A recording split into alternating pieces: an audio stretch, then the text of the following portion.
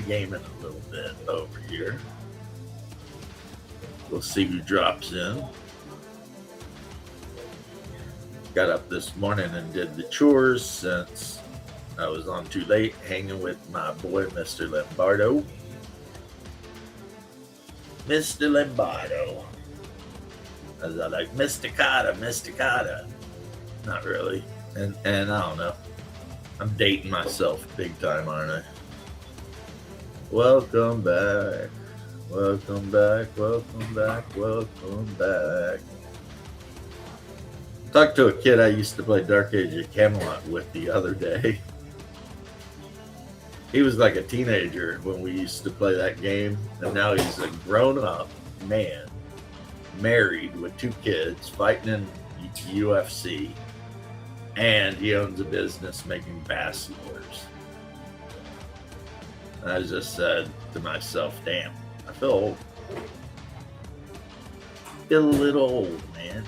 A little old. But not in a bad way. Like, definitely not in a bad way. Just in a time flies when you're having fun kind of way, you know? I'm putting links out if you're wondering what I'm distracted by. I'm putting links out, sending invites to my brother because, you know, I do that every time, even if he never responds. And then I'm thinking the first thing I'm going to deal with on the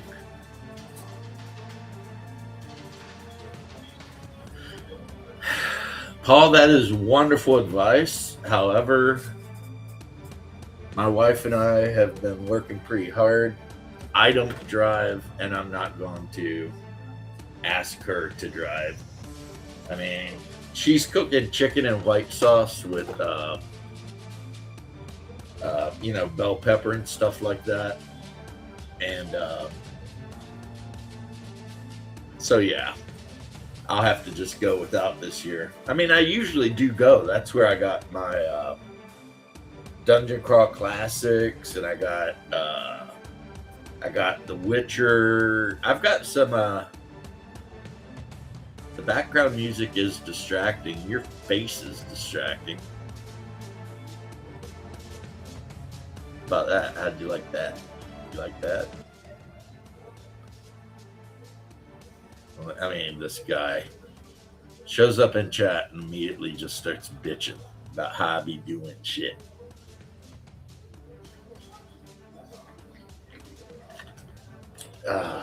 Tea, fresh out of the samovar. Well, yesterday. Like I said, I've got one of those gigantic electric samovars. I can make tea like a gallon and a half at a time. Or by the pot, whatever, you know. And the pot I have has the filter in it, so I can actually use good loose leaf black Russian tea put in there. But this is green tea, never boiled. Because remember, guys, you never boil your tea. It runs it.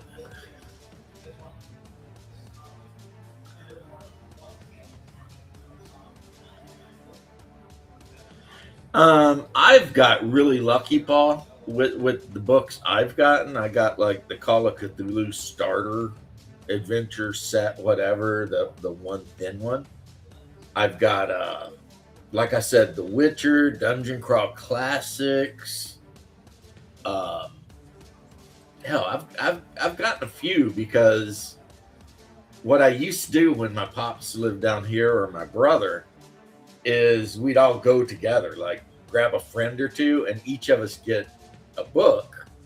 Generally, they give you a different one because you know how they got like 3 of them there or 2 of them, and then a lot of times they just give them all to me, you know. So I had a game plan, but nah, not going today. I'll bet you anything if I were to call Phil, the guy who owns the Costima Comics, and be like, bro, would you save me a couple of those? I'll be up and get them. Whatever, he would do it. But I'm not going to do that either because it's not fair to all the people who did drive up. But yeah, I think he'd probably do it just because we got history. We go back. So, man, oh man. So I watched your show the other day. So I've actually watched two Paul shows lately, and I watched Shellback Blue. He's starting to make content. Unfortunately, he made his video yesterday, right in the middle of my and well, Bruce and I's, 5 hour long freaking descent into madness is what I would call it. Because that's kind of what it was. I mean, about once every 45 minutes, yeah, I'm ready for game tonight. About every 15 minutes, actually, I would bring up Hyperborea, and then we would just go off on some other thing. But I did get these guys are primered, so right now I am working on my Scorpion men that live on the Plateau of Ix. Yeah, you know, they're pretty easy because really they're just kind of a darker human skin tone, and then the Scorpion is black.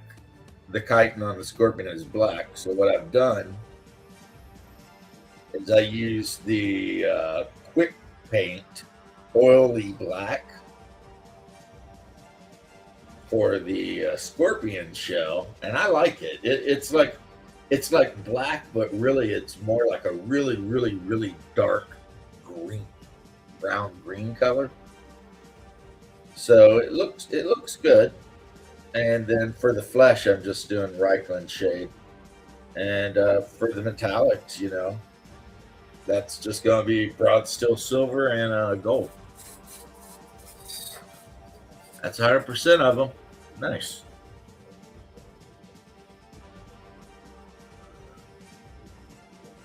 Nice. Yeah, Shellback Blue, it turns out when I thought he was talking to me because he said James, that RPG Grandpa, who he, I guess, plays with a bit as far as gaming, uh, his real name is James too. So, but he was pretty happy to have me react to his video. Not that I had much to say, except that's a pretty good video. I liked it. I reacted to your video too, Paul. I said, this Paul guy is organized as hell. I could never be so organized, I don't think. It's not my nature. You know what I mean?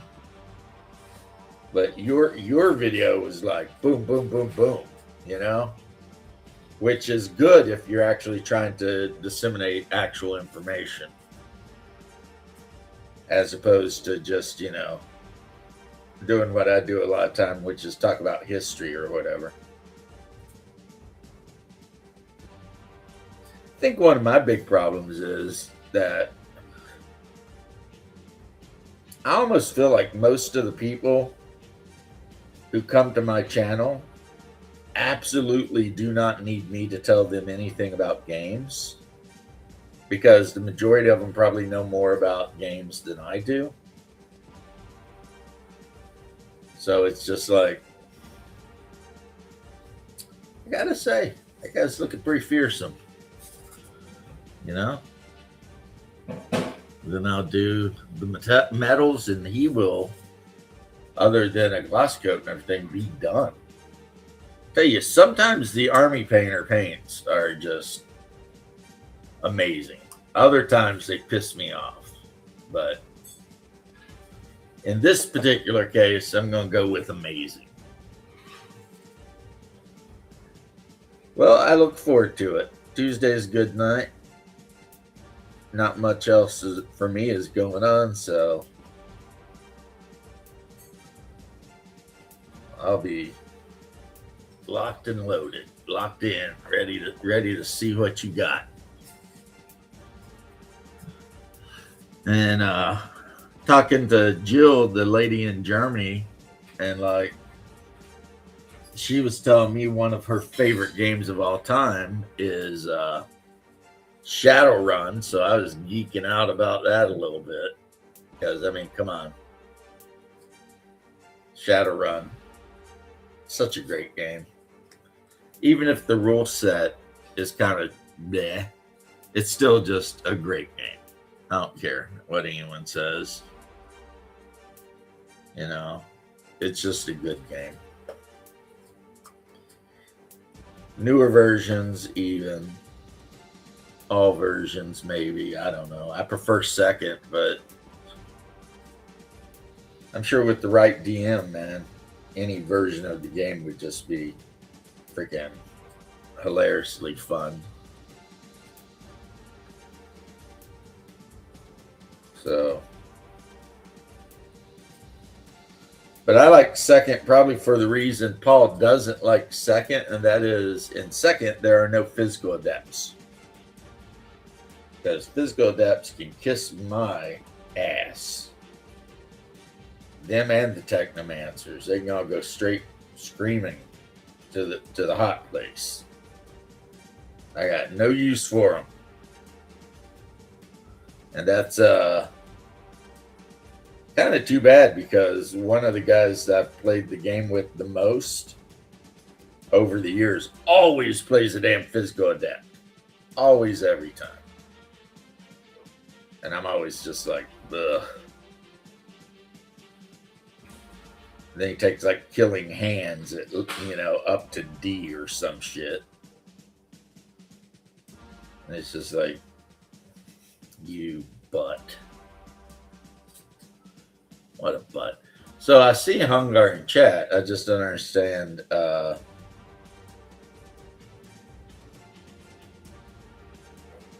why I'm being betrayed by my brother so hardcore. I feel like I'm not being avenged. I feel like I'm like, brother, avenge me. And he's like, no avenging for you. I'm like, damn it. Why can't I get just a little avenging? All right. Put some flesh colors on that guy. Put these aside for a moment. I got me a big old batch of swarms of crabs. Crabs, of course, featuring heavily in Hyperborea, but not only that.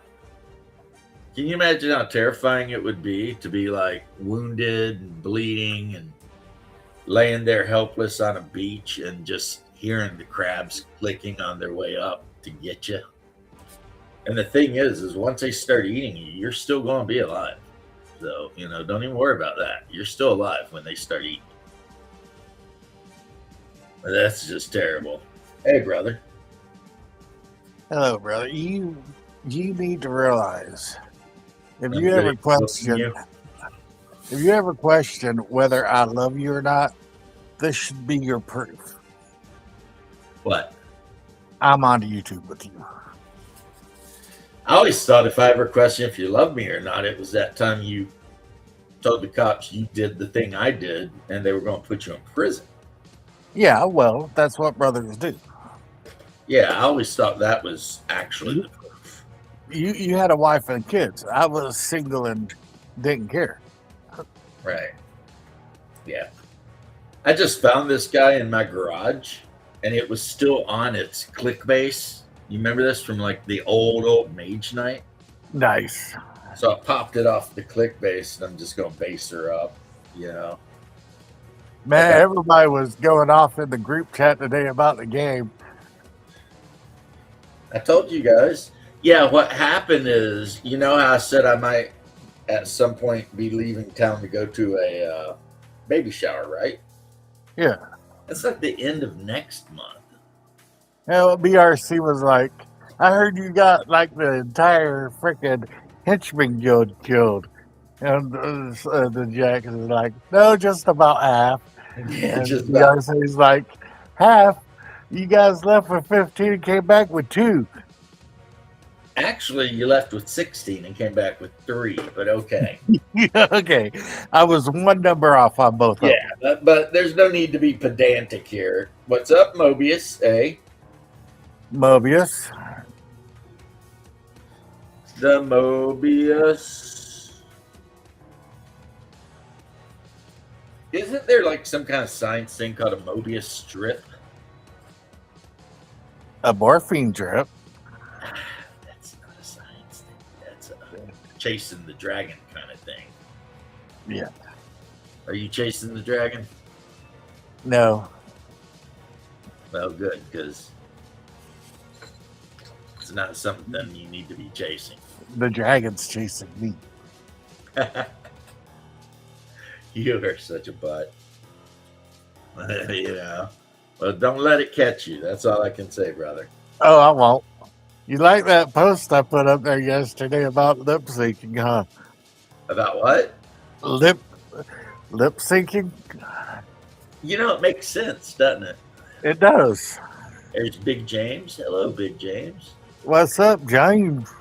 I am. Yeah, James, I'm over here painting some scorpion men because they're actually a thing in Hyperborea.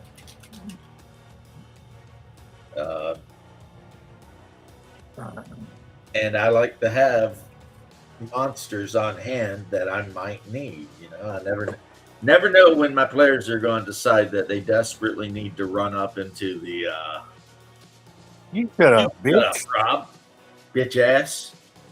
Bitch Hey, ass. shut up, everyone. Yeah, talk to your DM that way. See what happens. I think you meant to put what up, everyone, but he's targeted. Yeah, I think he's having a boomer moment. He meant to say, "What's up, everyone?" and instead he said, "Shut up, everyone." How's your testiculars, buddy? Wow, that's a way to start a conversation. So, how's your balls? Doing good? Yeah. Sup, not shut. Yeah, that's, you know, luckily my brother's here to always have the sunny disposition on everything. You know, whereas I'm like, what you say, nigga? Yeah, we'll see later tonight when you're making that saving throw versus death. With a -4 penalty. Not really. I mean, now I'm in a weird spot because if I do hit him with a save versus death, he's going to be like, "Is this revenge?" No. Yes. Yes. It's Yes. always revenge. Yes, it is. You remember that time you did something? Well, here it is. Remember when you told everybody in chat to shut up and then people quit talking? Now you know. Now you know. Time to make a new character. Our bro W called me yesterday. Your bro W? Yeah, he calls us on Saturdays usually. Hey, he called me yesterday. Kind of surprised he hasn't called today so far, but you know, I climbed out of bed early. Told my wife, "Do not let me sleep in. Have my ass up," and she did. What time you get up? Oh God, about 8. I win. Oh, you're up earlier. I got up at 6:30. Yeah, well, anyway, I like to sleep. So do I. That's why I'm getting ready to take a nap. Nah. Oh, trust me. A nap will be happening today. Naps will be happening. Okay. Naps will be happening. So I got up and we Got out of bed and dragged a cup across your head. You know, that's actually one of the Beatles songs I don't absolutely hate. Yeah, your favorite Beatles song is Hide Your Love Away, though. It is. And your second favorite is Taxman. I do like Taxman. Not that I know you or anything. And you work for nobody but me. Right? With extra pennies on your eyes. Right. Taxman. Dun, dun, dun, dun, Oh, dun. have you seen that movie or any previews or anything about that movie, Citizen I Vigilante? watched it the other day. I own it now. Well, it's free on X because they outlawed it in like England and Germany. So Well, they tried. What they did is they wouldn't give it a. Oh, rain. Oh, he gets up at 5:45 every day. damn. See, look, he's like, oh, the testicles are fine. It's a sack that's the issue. That is an issue. Because if that goes bad, then those boys will just roll on out of it, It's dangling. just dangling down there by some threads, right? Well, Elon put it for free on his account Yeah, on X. unfortunately for me, I'm still fighting with them to get over my account. And I bought and watched a movie before Elon did that. Yeah, it's pretty freaking good, ain't it? It's probably a really shitty movie. Yeah, I'd say it's pretty shitty. A lot of shit about it makes no sense. It's not really filmed very well. No, it's not. There's And, no good guy really. well, it's Army Hammer. You can't expect a lot from him. Right. Now to take it back a little bit, is it based as hell? Yes. And that's why it's pretty good. Yes, that is a based movie. And there's the scene where he's in the house with that whole family. Yeah, and he pops all of them after his friends, the boys' friends, come over. Well, the sister deserved it because the dude and his bros had done the thing that they do over in Europe these days. And then the sister went on social media and basically said that the girl deserved what happened because, she was dressed a certain way. So, and he questioned them all about that shit, asked them why they would ever want to move to Europe if they actually believe that. And then he said, the dad was like, well, we have a civil war in our country. And he's like, you know what I think? I don't think the good guys from your country got out. I think the bad ones did. When he gets that judge.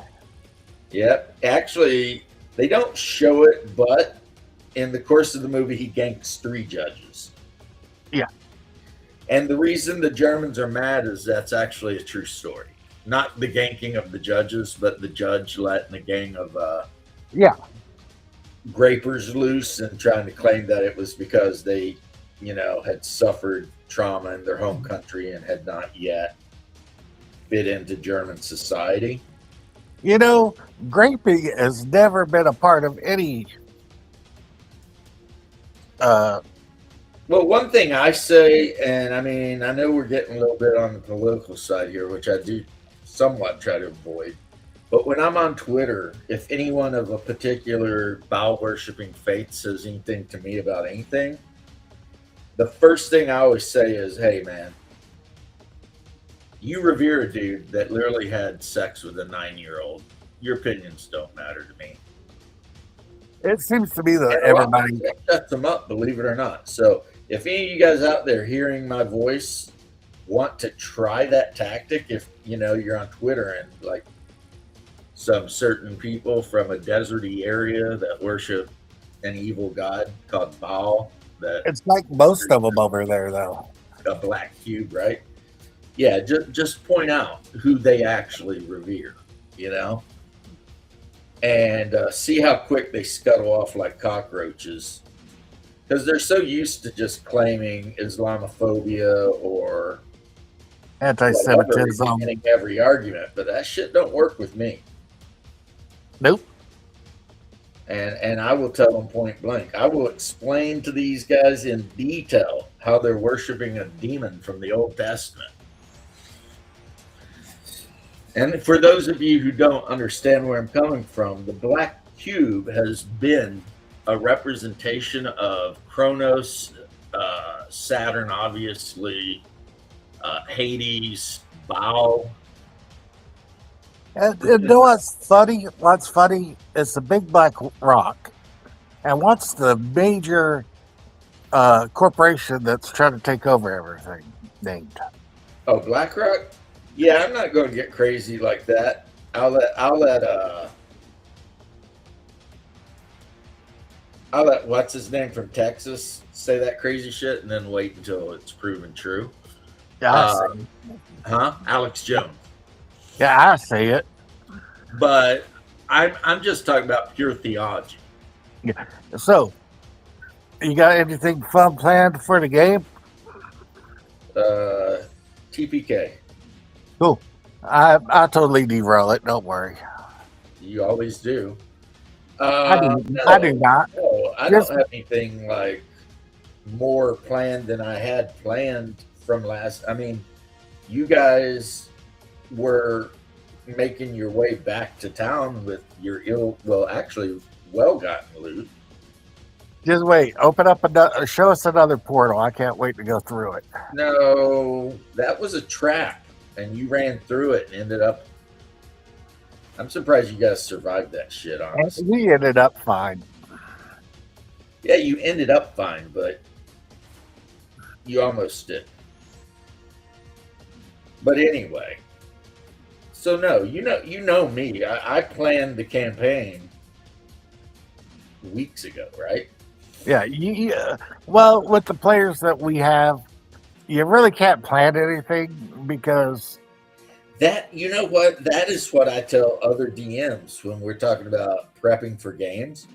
And I'm like, here's how I prep for games. I put the shit I think I'm going to need on the table, and then I sit there and wait to see what kind of shenanigans is getting ready to freaking blow up. Because yeah, it's going to be something. I already know that shit. and game prepping is fine and everything, but it's a lot of work that ends up with no fruition Well, because no. With normal groups, not full of sociopaths, game prepping is awesome. With groups full of you guys, game prepping is pointless. Look, I'm still a little pissed off about that dwarf hole. And that's been like what? Years? yeah, Oh, wait, there's hobgoblins. Fuck this. Let's just go to the town. Like, you. that wasn't me. Oh, you agreed to it, though.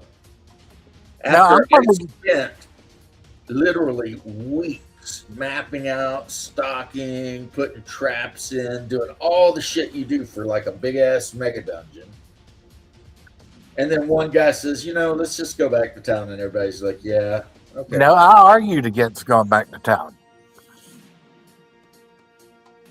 But what am I supposed to do? Go into the dungeon by myself? Anyway, yes, Mobius, that's the shit I deal with every week. So now when I get an adventure ready to go, I read it, I learn it, and then I just kick back and wait to see what these guys are going to do because And it I always try to comes. follow the adventure hooks.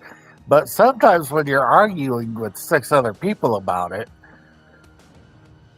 Well, yeah, I like your one argument you gave them all, like when you told them all they needed to go back to being farmers or something because they weren't cut out for being. yeah. Oh, Tokel. It wasn't too cool. It was Tokel. Yeah, he got freaking this big badass NPC I created that got killed in like 2 seconds. I'm still a little upset at BRC there for that time that I got captured by the evil cleric and he cut my fingers over. It looked off. Looked at BRC. I was like, and what you got to say? And he dropped to his knees and said, I've been waiting for you, master. Yeah, that was definitely something, wasn't it? Yeah. Hey, George. Hey George, long time no see. Yeah, I've been waiting for you, master. Like, wait, what? I'm like, what the hell? That What's shocked me because even I was like, what just happened? the betrayal? Yeah, like pure betrayal, man. Like, wow. Okay. Well, you know the law. Never trust a half orc. Yep. I mean, fortunately in Hyperborea, half orcs don't exist. Unless you remember that all orcs are half orcs. Yeah. And half demons. And half Pictish human. Those pics So are since I obvious. had my metal out, I decided to go ahead and do the mill on this Russian. This is a Russian prince. I haven't put a weapon on him yet. I'm thinking an axe. Nice. But yeah, so know how I told you I've got Baron's War. I've got the Outtrimmer book as well, and the Outtrimmer book allows you to play like in the East, the Crusades and stuff like that. Yeah, he needs a saber, I think. I got sabers, but 9th, 10th century sabers were not very common amongst the Russians. They were still using swords, kind of like the Vikings, since they were mostly Vikings. Hey, what's up, Steven? Steven. Got George over here hanging. Yeah, someone else does a thing. I know Bruce is doing his game today. And I was on with Bruce until late the other night. Last night is what I mean by the other night. We're bullshitting around, and I was telling him to get with me on Discord and actually tell me what days is available so I can start, planning.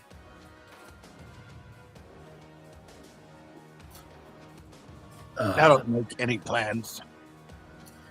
Well, for Bruce, I would make plans. Yeah, I mean, I just don't make any plans at all. Just go with the flow. See, I'm sitting here being like, if Bruce lets me know what days and times he's available, I'm definitely going to alter up my schedule to make sure I can get him on. Yeah, well, it's Bruce. There's quite a few guys I would 100% do that for. Well, it's Bruce. Bruce is cool. Well, when I finish fighting with X, I'm going to have to go ahead and schedule to have Jeffrey Talanian on. Yeah. That's nice, Stephen. Nice of you to say. Now, this guy, and he's 3D printed, and you can tell he's a big bastard, too. Somebody must have. He's probably 35 millimeters. So, in any role-playing game, this guy would be like 6.5 feet tall. I was sitting there thinking, how you know how old he is just by looking at the mini? What? You said he was 35, and I was like, before you said millimeters, like, damn, you just giving him ages out of nowhere? He's probably older. He's got the full beard and everything kicking. Dude, I had a beard kicking when I was in high school. Right. But he is a Druzina, so a Hearthguard, a Russian Hearthguard on foot. Because, or he could very easily, depending on how I paint his overcoat, his surcoat, he could very easily be a Varangi. If I made him from one of the Russian cities, I'd probably make him from Novgorod. Ew. Well, he told me to hook him up. I have, just let him know. I have no doubt that he wasn't being a genuine guy. He popped in. It was the one live stream that I did where I said Hyperborea is the best D&D, or Hyperborea is better D&D than D&D. And dude just pops in, just out of nowhere. I'm sitting here and I see him start talking, and I'm like, wait a minute. North wind, whatever. And I'm like, And he's like, yeah, this is I created the game. I remember because he kind of he humbled me because I thought that Crow, the Raven God, might be Odin, and he corrected me and said, no, that is the trickster god of the Tlingit people, which, as my brother may know, are the basically that group of Native Americans that live between Seattle and eastern Alaska and into the Yukon. That's Yeah. the Tlingits. And Raven is their thing. So I was like, well, okay, that actually, in my mind, makes it even cooler, you know? Because it's like, and then, Hyperborea is the best D&D. oh, I mean, yeah. I mean, I think sometimes people who come on my channel, they get sick of hearing about it. Like, I've become the hardcore evangelist of Hyperborea these days. But I think a big part of that is like Adventure Conquer King, another game I absolutely love.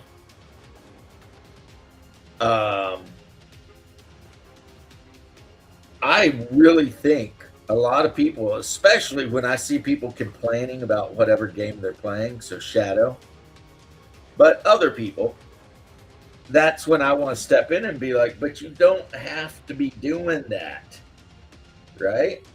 The only excuse to not be playing Hyperborea is you're just sick of fantasy. Yeah. I 100% dig that. You're sick of fantasy? Then freaking.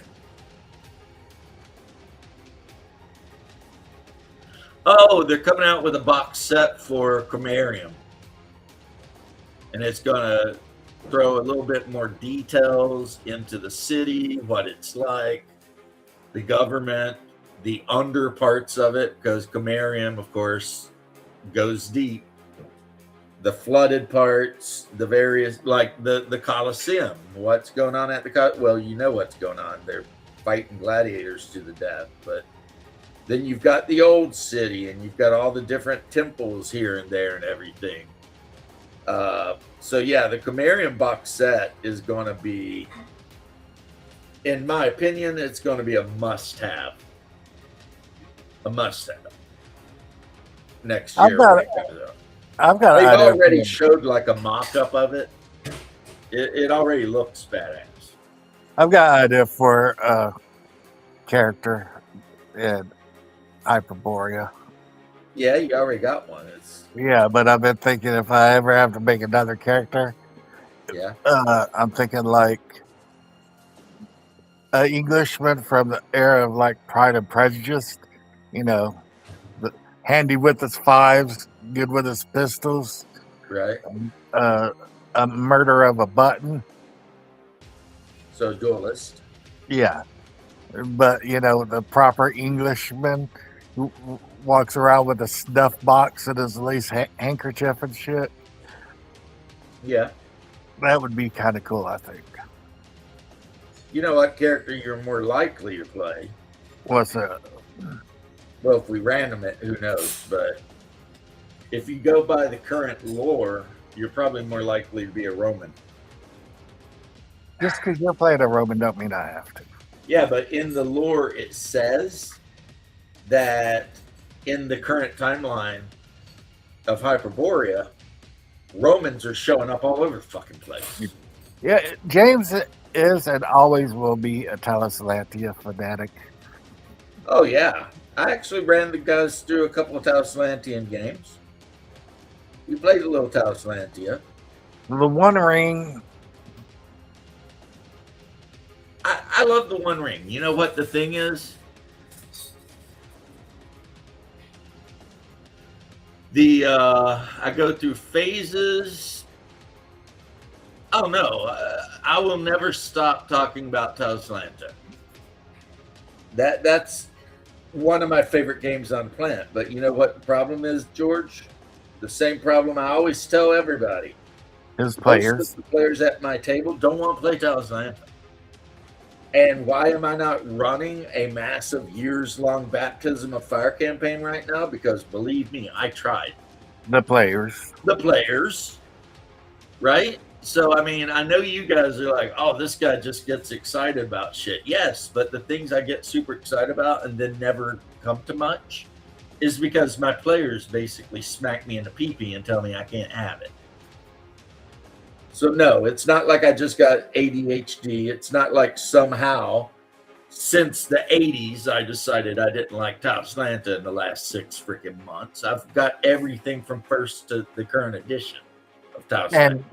And the thing is, he has 2 players who are willing to play anything. Oh, I was bitching about last night. Why can't I play Conan? The players. Yeah, me, I will play anything. Yeah, my players. BGT. Yeah, will play BGT would play about anything. So I've got 2 people at the table who will play pretty much whatever I want to run.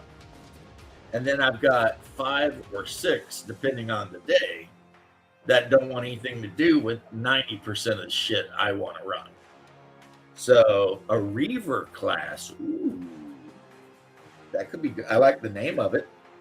So yeah, so when you guys come at me with the whole this guy, changes his mind about shit, no, I don't. My mind gets changed for me, and then I have to pivot to the next thing. And I told this whole story last night with Bruce. One time, my group into playing Call of Cthulhu so many times. They'll do a one shot, but they don't actually want to play. I tried. One time he got so. Nope. No Conan. One time he got so aggravated that he just canceled the game for like a month or 2. Yeah. Because everybody wanted to be freaking obstinate about the game I wanted to run. Yeah, he's like, well, I ain't running anything. Then I just won't run anything. You guys can do whatever you want then. And so they my wife started running like a board game night.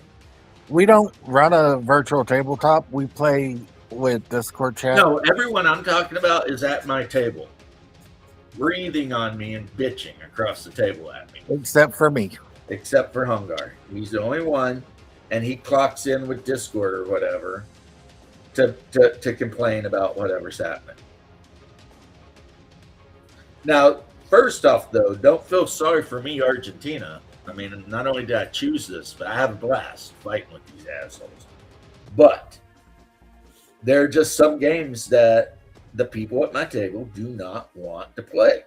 Like Baptism of Fire. They didn't want to play Baptism of Fire because it's too real. And I was all about it.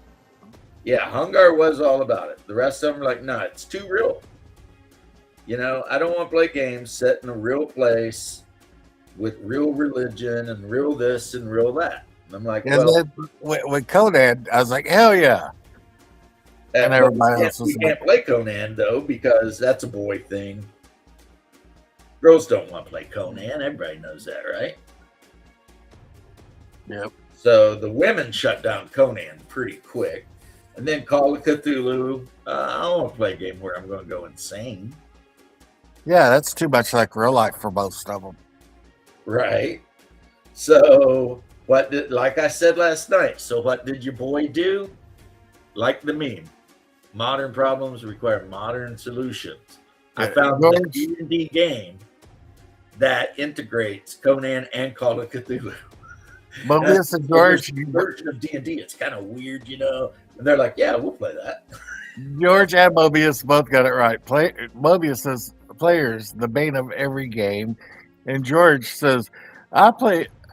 Player be like, "I play Talaslanta only if I can be an elf."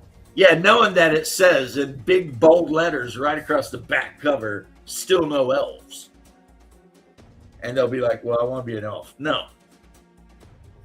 And you know what? You're not going to be in Hyperborea, an elf.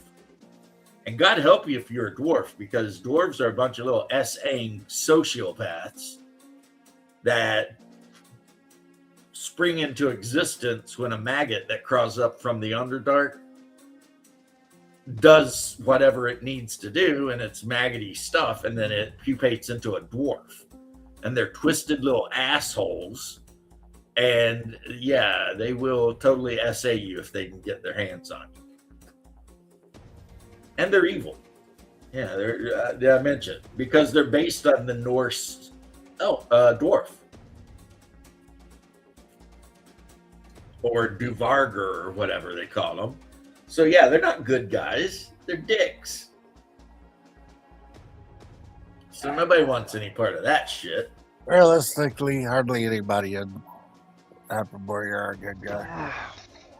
Well, definitely not you. You're neutral, right? Yeah. Yeah. Chaotic neutral. No, you're not. There is no chaotic neutral, asshole. Is that Timmy? It is Timmy. Yes. Hi, Timmy. Hi. So anyway, guys, ranting aside for a second until you guys find the next thing that makes me want to rant. That is why there has been this evolution between me and the games I play. Now you know. It's all the players' fault, except for me. Except for Hungar and probably BRC. Yeah, BRC will play Farco as long as he's playing a game. Right. But the other players, they have opinions and thoughts and ideas. And yeah. The fact that I'm married to one, puts me in a spot. That sounds cool, Steven. Don't get it flipped, though, because I will 100%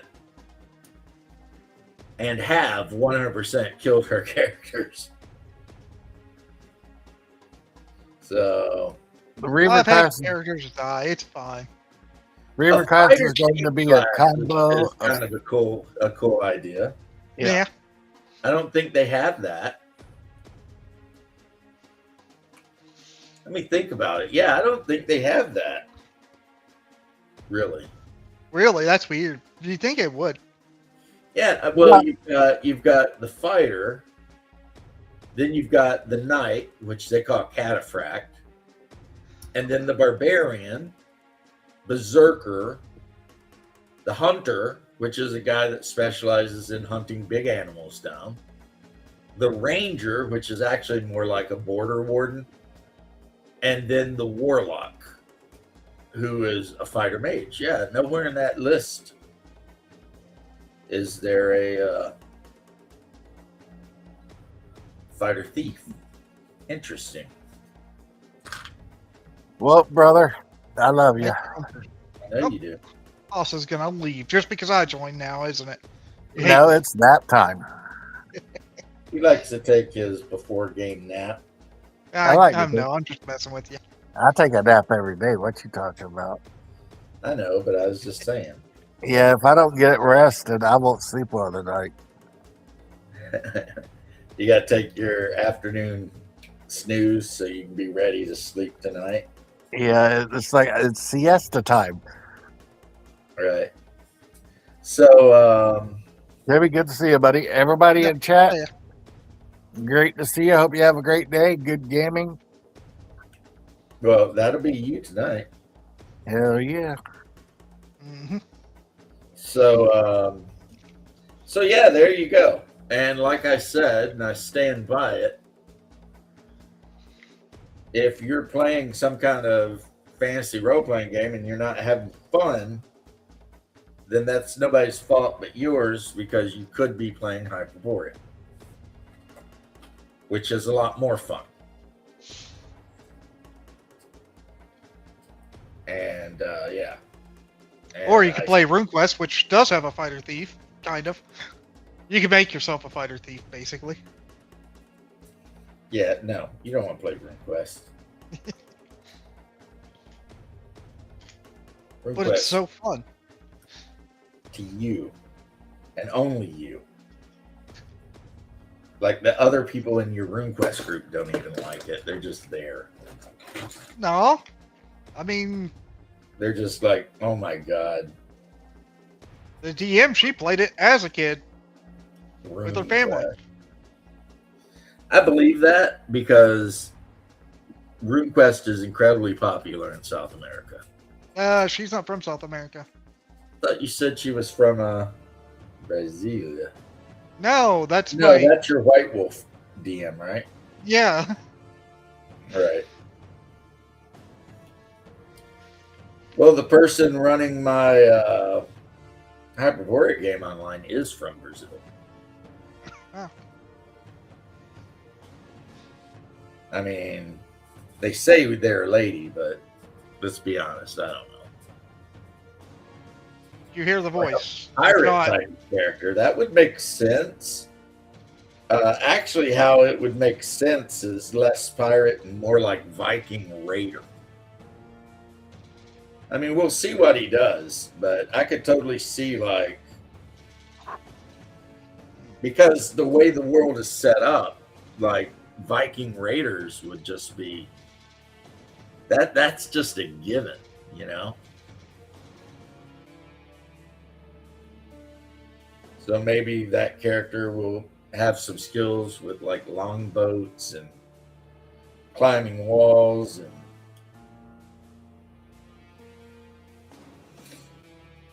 so I don't know if this is true or not, but I saw it on TV, YouTube, I mean, because I never watch TV. yeah. Those of you out there who have watched the movie The Northman with what's his name, Skarsgård, apparently the Slavic witch that gives him that prophecy in the village that, you know, they completely rampage and enslave and murder everybody in was Bjork. That is what I saw written. And being me, naturally, I didn't take my time to go on IMDb and see if Bjork was even in the movie. But yeah, she was the Slavic witch that had like all the beads hanging over her face and everything. And I'm sitting here thinking, if that was Bjork, that's kind of cool. I've always been a fan, you know? Especially like Human Behavior. I've always loved that song. You know? And so, and then It's Quiet, I think. I forget the name of the song, but that one. Actually, I like a lot of Bjork songs, so. Well, if the Reaver turns out to be this like hybrid fighter thief, ocean going type guy, that would still be like a great class. And then the Seer, I guess basically is going to be like a diviner, maybe. You know a lot of lore, be into divination type stuff.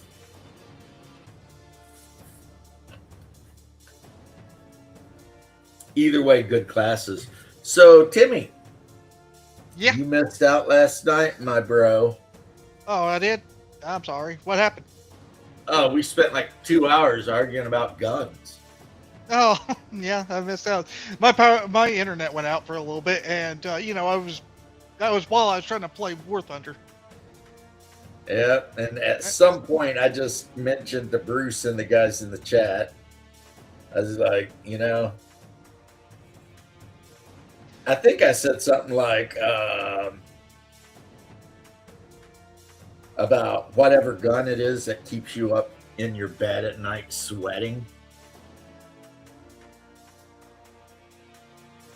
And then we argued about, which ones to take. But I would say, Timmy, he's definitely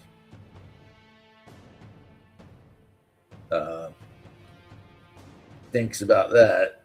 Which my to take gun, you would not be surprised by at all. No. Remington 870.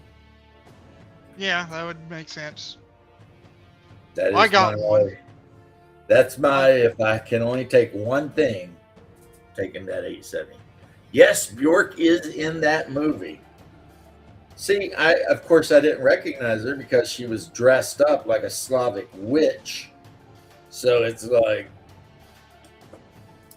that whole scene, sorry, Timmy, to cut you off, but that whole part of the Northmen where the night before the battle, they're all like wearing wolf hides and howling at the moon and stomping around like a bunch of maniacs.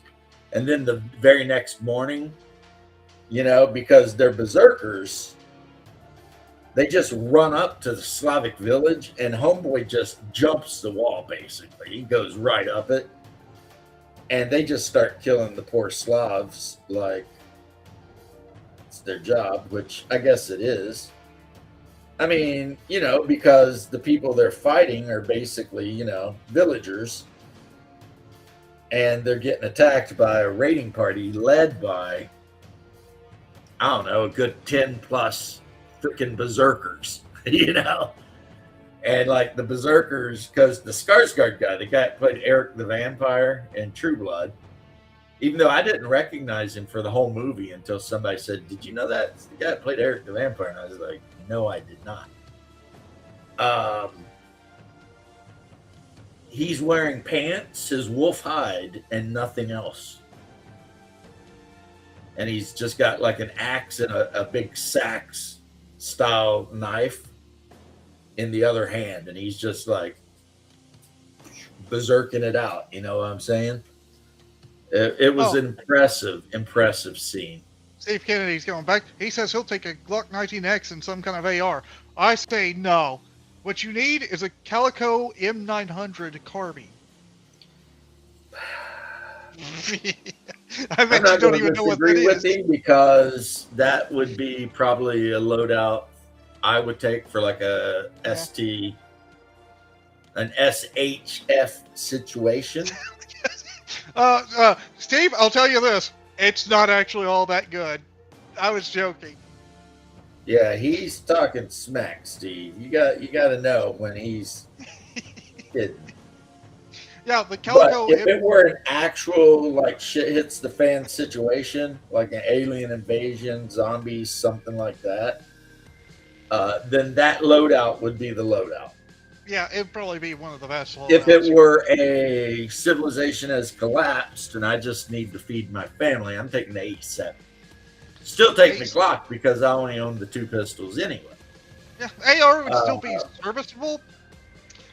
Mainly because, again, the AR is so prolific. You'll have plenty of parts and everything. That's why I say take the AR because, I mean, anyone you run into, the chances of them having 223 ammo it's just going to be, is just, 223, 50% of the time.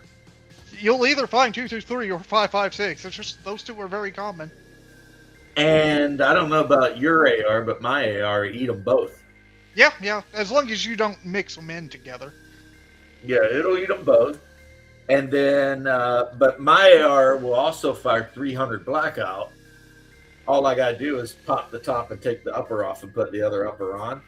Yeah. And then it'll feed 300 blackout or standard. So, so I'm a special boy.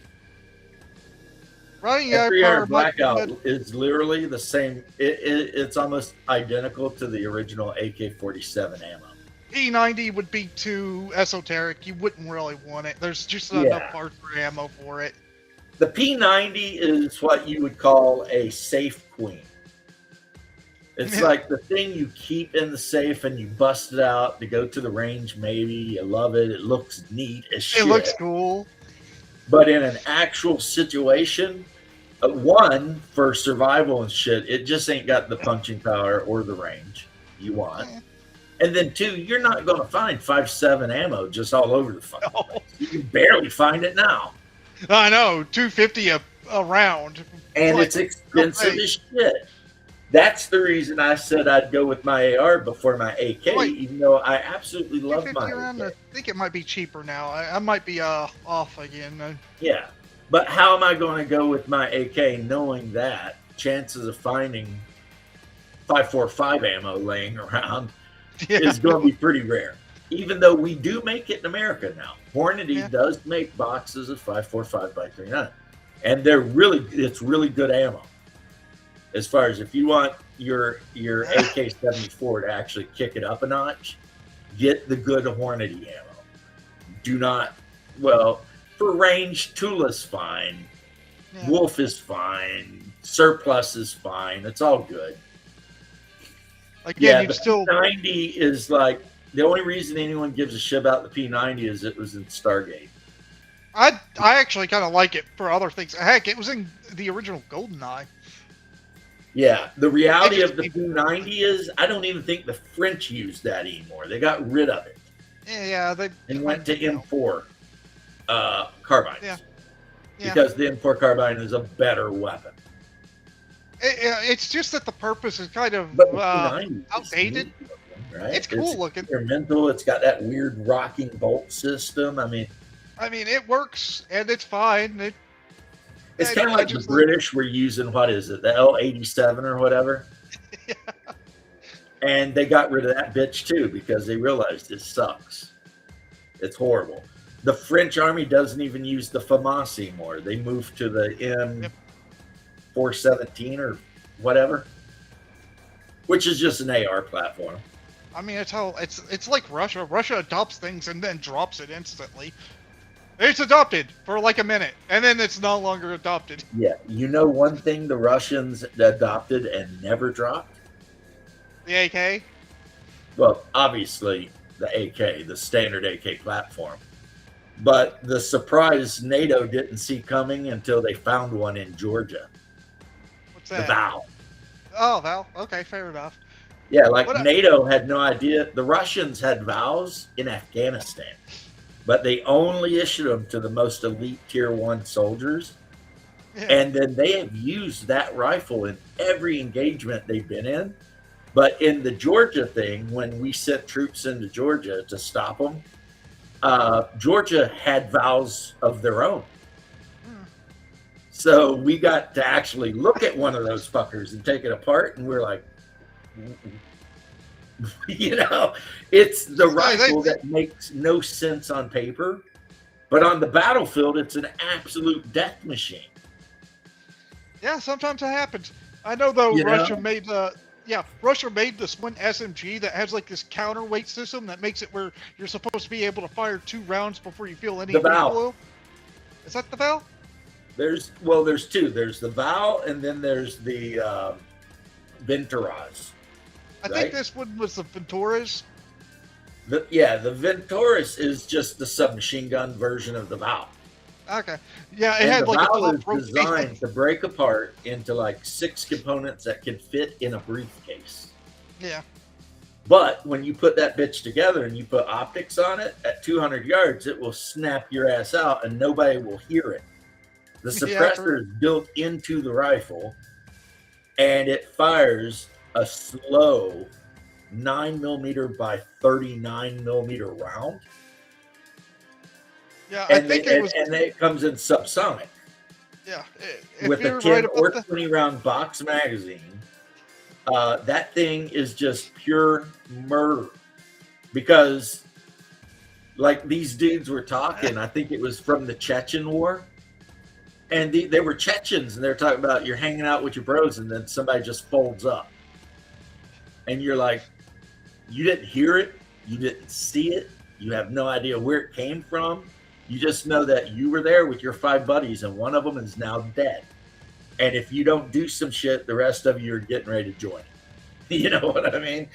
So yeah, that the Val. And then they both, like you said, they both have that counterweight. So a Val sniper rifle, which granted it's only good to about 200, 250 yards, you can fire it and then immediately fire a second round because of the way the bolt rocks. Yeah, it's kind of their answer to the 300 Blackout, except it fires a bigger bullet, because the 300 Blackout's 7.62. Like I said, though, the SMG variant, it didn't really catch on. They adopted it and then never used it. The only units got issued Venturas were like GRU and Tier 1 Spetsnaz. Yeah. And they did use it. Well, they did, but I mean, again, it wasn't the actual army never got any of that shit, right? Nah. But the Val, the way the army is set up now for the Russians, they generally have a Val in every squad. Fair enough. In addition to actual sniper teams equipped with that thing. And a lot of the sniper teams will have one guy with a Val and another guy with a Dragunov. So if they need to get you at 1,000 yards, the Dragunov, right?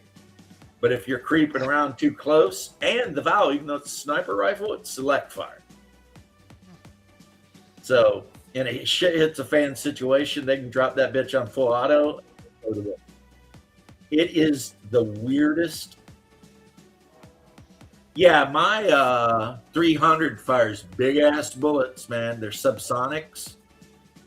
So even without a suppressor, I mean, you barely have to wear ear protection with these things.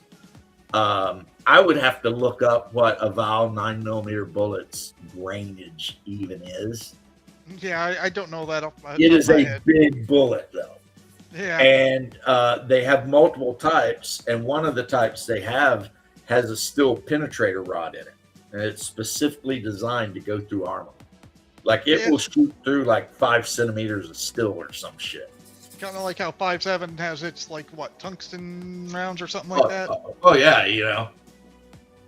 So I'm gonna look this up though. 9x39mm ammo. Wolf performance. It's okay. So this is Wolf standard full grain, and it's 278 grain. So basically, what it says they did is they took an AK-47 round and they de-necked it so that they could put a 9.2mm bullet in it, and that's basically how you end up with this thing. Yeah, that sounds very Russian. That seems to be what they like doing. I like how they made the suppressed Makarov. They just took a regular Makarov, chopped the barrel off of it, and just welded a suppressor onto it. Yeah, just put. Yeah, so it looks like the ones they have for sale from Tula and Wolf are 245 grain, which that is a pretty solid bullet. That's twice the size of my AK-74. So 245 grain bullet coming at you. Oh, you got a short barrel. See, I've got a standard 16-inch barrel on my 300. But if you don't, you have to go through the NFA still. Yeah. Well, I watched this video the other day, and it was all just about the Val. And it was from the American point of view. And pretty much this guy is like a military scientist. And he was just explaining how no one in the West saw that shit coming. Because, again, it doesn't make sense. It's like, why would you make a sniper rifle that can't hit anything past 250 yards? I mean, there are reasons. I could see there being reasons. Why would you use this weird round? 9mm by 39. Like, what are you doing? One of our most crazy sniper stories is of a guy who snuck up onto his target, like very close range, and shot the guy not very far off. Yeah, but I'm just saying there's a lot of whys when it comes to the design of the Val. And then there's its actual military service record, which is like, this thing is a monster. The enemy hates it. Everyone who uses it loves it. You know, it's like, and like I said, in Chechnya, it really came into its own. You had Russians creeping around through rubble, just ganking the shit out of people with this thing. And the Chechens had no idea where any of it was coming from. They were just like, well, this sucks. And I'm sure it did. I can see it. Depending on how quiet it is, it's got to be really bad. And we, in the West, we didn't even know it existed during the Chechen Wars. Like I said, we only ever got a sight of one during the... And then... Oh, we lost James. And then, of course... James, your internet's killing you. on your feed. Well.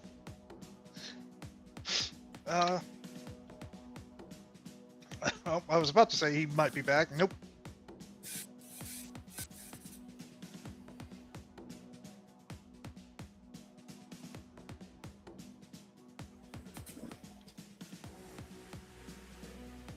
Oh, nope. You're still kicking out.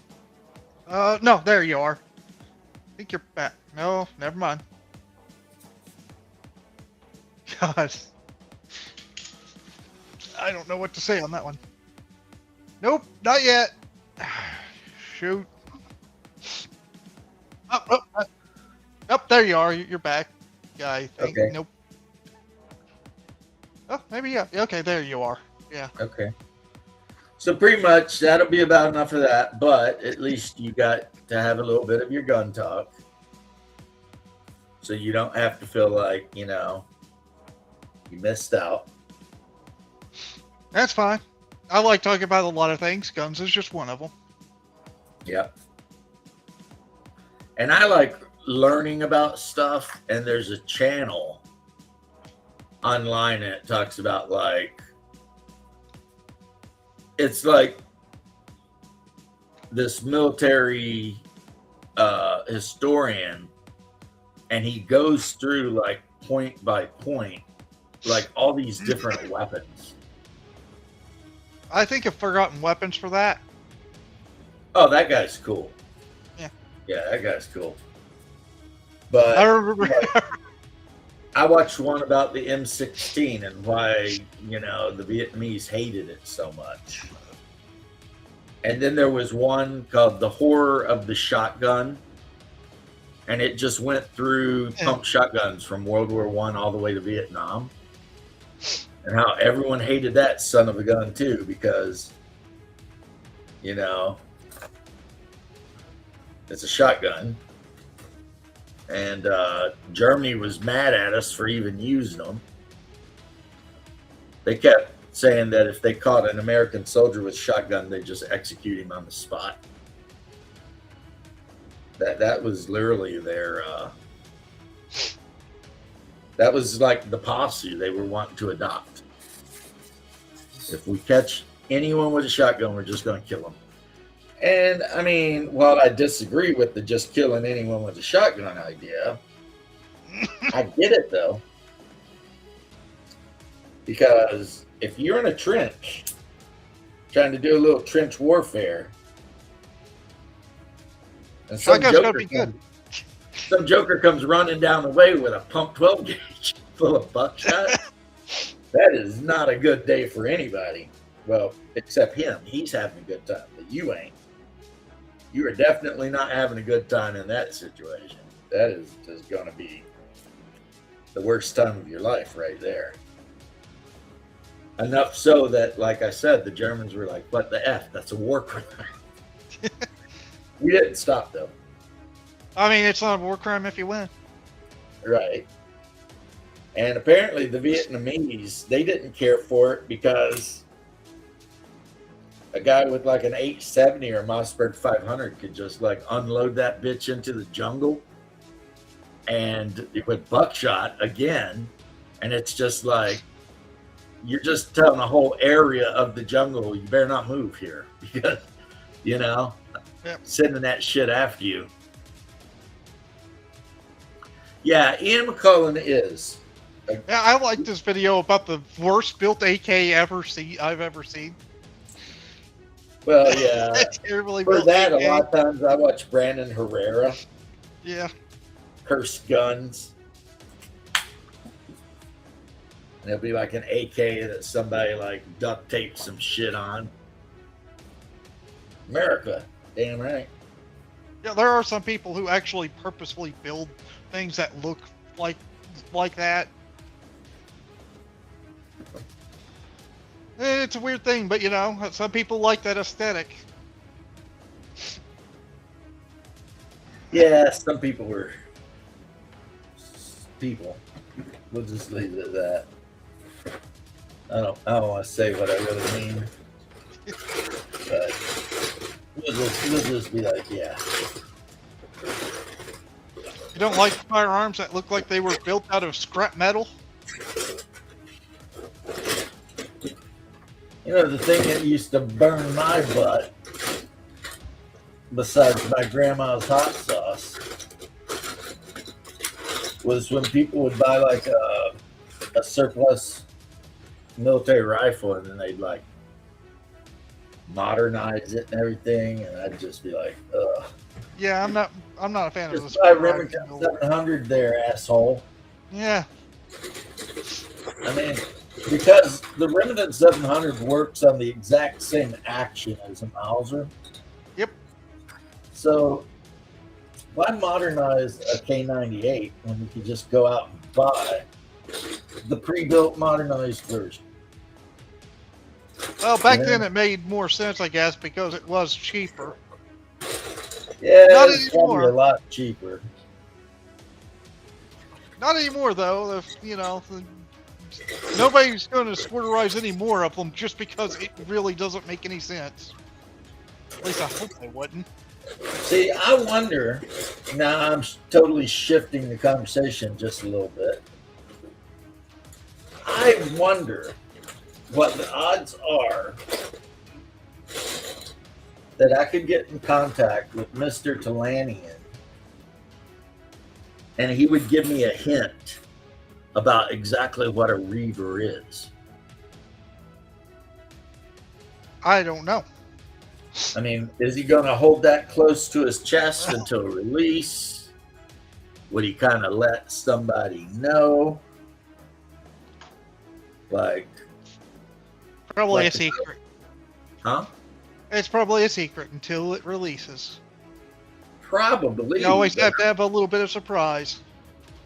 I'm just wondering if, like, somebody were to contact him and just be like, "Hey, man, so tell me whatever you feel like telling me about this,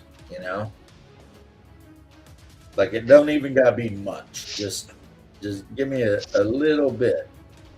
What is it?" At which point he could be like, "Well, it's a fighter subclass," and then you'd be like, "Well, okay, fine, sure, right?" Yeah. But he might actually tell you, "Well, here's what I'm thinking about." I don't know. Again, more of the reason for me to exactly, Stephen. More of the reason for me to buck up and get his ass on and just asking questions, man. I could ask him 100 questions about Comorian. I could ask 100. Like, what's it like in the Viking Quarter? How do the different groups get down with each other? Are there a lot of street fights in Comorian between? Just be like, we're going to buy this shit anyway. We are. We're already dedicated to the idea. We're your boys. You know that. So just throw me a bone, people. I need the info. Throw me a freaking bone here. Right? Just be like that. Just be like, look, just a little something. Just just a little something. You heard it here first, folks. Yeah, so I wonder what the odds of that are. Probably not great, but that doesn't mean no. No means no. You might give me a maybe. Maybe means probably no, but maybe yes. So. Oh, the skillet. My skillet. My home skillet. Howdy, Mr. James. Hey, How you doing, Kildarn. sir? Hey, Kildarn. Ooh. What's everybody up to? Well, we were talking about Hyperborea. We were talking about the Awesome. new classes that are supposed to come out in the city book. And I was just here speculating on whether, if I were super nice invited him on if I could get him to divulge some of the secrets of the 2 new classes. I'm sure he would. Why wouldn't he? I don't know. He might be keeping it close to, sitting on it until, it's closer to release because it's coming out next year. Oh, okay. So he might not want to say much about it, but we know one of the classes is called the Seer, and the other class is called the Reaver. Reaver, yeah. And Stephen had a pretty good idea that the Reaver is probably maybe a C. Robert's got to get going. Yeah. Well, yeah, he's got to take because he's going to come over here later. That sounds like Reaver almost sounds like a more spiritual berserker barbarian type. Well, from what we've been able to deduce, which means rumors and thoughts, the Reaver is probably going to be some type of pirate type thing. That'd be cool. So in Hyperborea, that could include, like Viking Reavers on longships, sailing around, raiding everything under the moon because that's what they do. Could be. This is all a bunch of could be bullshit right here. You know what I mean? Doesn't mean anything because, until somebody actually says this is what it is, then we're just, as we used to say in Warhammer, theory hammering about what it could be. But all the theory hammering in the world doesn't matter until we actually know something. I always thought Seers and Oracle classes were kind of hard to pin. They were either really overpowered or just fluff. Well, the Seer class make us as James is a rat catcher and Bear is the small vicious dog, Steven.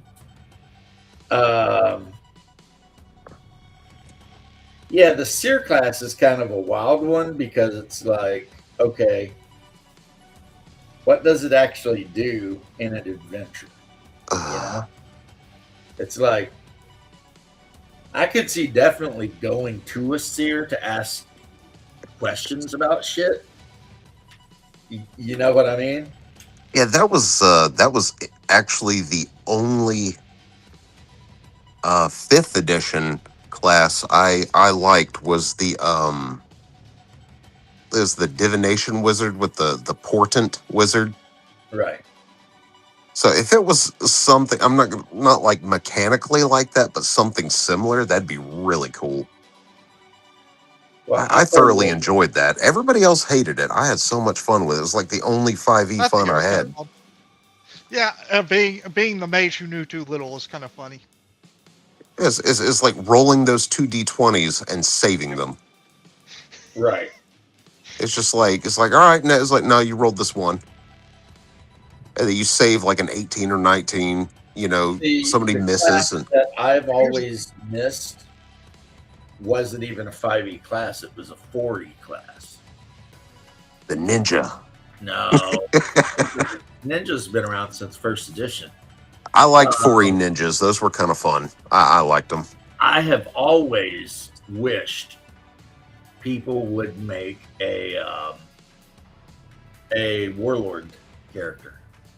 Oh, those were interesting. I mean, the fact that you could give up your turn to let someone else take a turn, you could move people around. Like, as long as they were within a certain range and could hear your voice, you could just move them. And it represented you yelling orders and shit like that. So you weren't a bad fighter in the first place, but you could just totally make the fighters in your group even better. Yeah. I mean, well, I'm going to move over here and I'm going to yell at him and tell him to keep fighting. He gets another attack now. I did not play in I mean, I played a bit of 4E, but I didn't play enough to really see them in action because everybody was either a ninja, a paladin, which were kind of OP in 4E, or Yeah. trying to abuse face step in some way. Oh yeah, the Eladrin face stepping all over the place, right? Yeah. I played in a big group. I ran the game, and one of the ladies in the group played a warlock. She chose it, and after playing the game for over a year with this group, I grew to really respect the warlock. It was just like, or not warlock, the warlord, because it was like, okay, you're a warrior, you can throw down, you need to, you can throw down, but like your ability to just have whatever you need, kind of, it's like, oh shit, something's happening. The cleric is getting surrounded. I'm going to yell at that cleric and make her move 30 feet. So now the monsters are no longer surrounding the cleric because the warlock moved her ass out of that area, right? Or, the main enemy's got like 3 hit points left. The warlord rolls in and says, "Fighter, hit him again." Or maybe they say, "Hey, ranger, go ahead and unload another arrow," whatever it is. And it was kind of, I mean, I know 4E is a very like gamey game and tactical and shit, but I just love the idea of a fighter character whose whole deal was command. The warlord was a tactical genius who could tell everyone else the most efficient way to do whatever it is that needs done. I want to say there was a 3.5 class that was similar, and I think it was something out of Complete Champion. Yeah, there probably was. It was like your abilities were orders, commands, and things like that, but I can't be sure. So if I were like going to get on the horn with Mr. Talanian and he were to ask me, so if you could have a class, what kind of class would it be? I would probably tell him the warlock. I would like to have a class like a warlock, a character that can actually give other people extra actions and turns and shit like that by changing his up to do it. Yeah, Steven, you're not wrong. I mean, everyone hates 4E. I didn't. But if you were in the right group playing 4E, it was an amazing game. Unfortunately, the right group meant you had to be in a group with a bunch of people who wanted to play pretty much a skirmish game. It was a great game, just at the time not a good successor to 3.5. Right. And I blame Wizards of the Coast for that shit because they knew what they'd made and they should have marketed it as such. Instead of getting rid of 3rd edition, they could have brought 4th edition and been like, "Hey, this is a game for all of you guys that want really tight tactical combat. You get to make your character and you can do all this shit and the combat is super tactical. And who knows? It might have done really well as like the system for murder hobos that just want to cruise into dungeons and flatten everything with their badass. I mean, Rangers were really strong in the beginning too. Like they had double shot and they had like rain of arrows and shit like that. They could handle business, right? But they tried to say, "Oh no, this is actually what they tried to say is this is like Warhammer or Warcraft." Why play online with a bunch of people you don't know when you can just play at home? It's like, It always felt really far eastern to me. It wasn't just the palette they used in the layout for the books. right? I mean, there was like characters swinging nagonatas, there were ninjas and whatnot, and the mechanics of like encounter abilities, at wills and dailies and stuff like that, plus the second wind felt like Right. a kung fu like refocus type thing.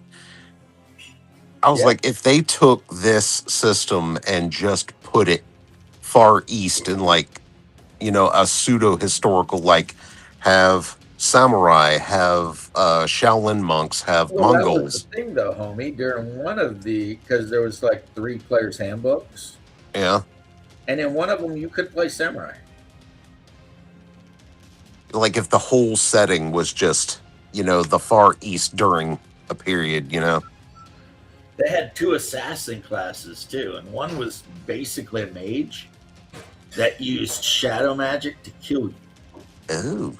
And then the second one was just straight up a thief that was going to backstab and poison you until you died. It's years after the fact, but I do kind of wish I had played a bit more 4E, but this was around the time of the giant Pathfinder bandwagon.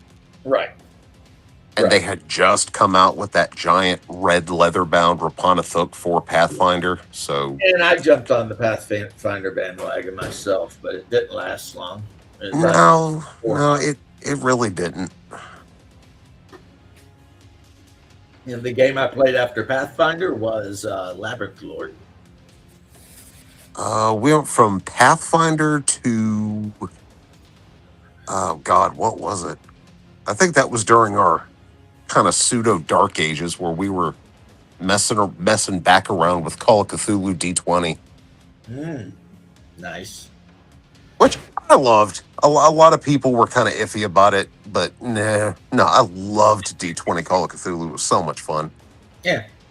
For me, Pathfinder destroyed any will I had to actually play modern D&D ever again. It was kind of... And then I heard about this other game, Labyrinth Lord, which is nothing but BX. And I got it. It was free, PDF. And we started playing that. And from that point on, we never played another modern TSR or Pathfinder or Paizo ever again. Never again. The books were... The binding on the books was absolutely just legendary bad. Oh, Pathfinder? Gosh, those books just fell apart. Yeah, D&D had the same problem there for a minute. Where it was like your brand new player's handbook, you open it up and pages start sliding out of it. I was like, well, So they had a deal where you could actually send your book in and they'd send you a new one. Which I guess is pretty nice of them. But Did you ever jump on the cardboard miniature bandwagon? No. The little punch-out things? Oh, the Pogs or the Standees? The standy ones that just had the images on. I hated those. Nope, and I've got a box over here from 4th edition Essentials, the monster box, and it is full of the Pogs. The Pogs would be fun. That came with the Standees. The standees are the ones I couldn't stand. It was like everybody was playing a weird game of Stratego to like see who was who and where they were. I just I never really cared for that overly much. But then again, by the time I'd grown up and actually become an adult and started making money and shit, I could afford miniatures. Now, when I was young, I would have probably killed for some Standees or even some of the Pogs, man. And by young, I mean my mid-20s. Up until my mid-20s, I was so broke I was working at a concrete plant. I was paying rent. I mean, I had a lot of bullshit going on, right? We were using pennies, and we would number, like, we'd take some pennies and with permanent marker write 1 through 10, and then the players' pennies, they would write the initial of their player's name on. And we would play on a normal sheet of like college ruled paper. I would actually measure the inches to draw rooms and stuff, because that's how broke we were. And we had some great ass games. They were amazing. Yeah, the making the grid with sidewalk chalk outside because everybody was a smoker. Oh yeah, man. I didn't worry about the grid because a 30-foot movement is 6 inches. So I have them laying over there where I'm not going to get up and get them. I have a number of where I bought dowels and just measured inches and then painted them white and red, alternating white red. And sometimes, like when I do adventures that are out of doors, right? I just lay down my big game mat. You know, it's a neoprene game mat. Oh yeah, the vinyl mats. And it's more like a mouse pad, but yeah. Oh, okay. I laid my game mat down, and then I put my trees all over the place. And if the players want to move, they take that ruler and they move the number of inches, which of course outdoors 1 inch equals a yard, because there's a different scale between interior and exterior. Everything becomes yards when you're outdoors for some reason, because that's how Gary wanted it back in the day. So Uncle Gary, yeah. And so yeah, I mean, I'm not bound at all to the idea of grids, because I will literally just measure out, you know, like a 6 inch by 6 inch room. That's a 30 by 30 foot room, right? Mm-hmm. So if I just draw on a blank piece of paper, or I use, you know, wooden Lego, you know, Lincoln log blocks to make a 6 inch by 6 inch room, everybody in the world knows that's a 30 foot room, and they know, if they have their little ruler, how far their character can move. And if a fireball happens, you just put the center of the fireball down and you measure around it, you know, to see who gets whacked, you know. You better start snagging up Christmas wrapping paper. It's got 1 inch squares on the back. It does. The first time I saw that, I was like, oh shit. But I don't need that anymore, because my wife bought me the not only do I have the big neoprene things, but I have those fold out boards that have hexes on one side, and you can use a wet erase. Oh, cool. Got the threadbare vinyl mats still. I'll look at that. So yeah. As a matter of fact, you know, I sell all these miniatures, give money to my wife, try to get my closet clean. But between you and I, she buys me a shit ton of miniatures. So it's like this never-ending circle, you know? It's like, did I get rid of all the 40K? Yes, the 40K is gone. Do I now have a shit ton of Frostgrave miniatures? 3 boxes. Yeah, I do. Because she's gone.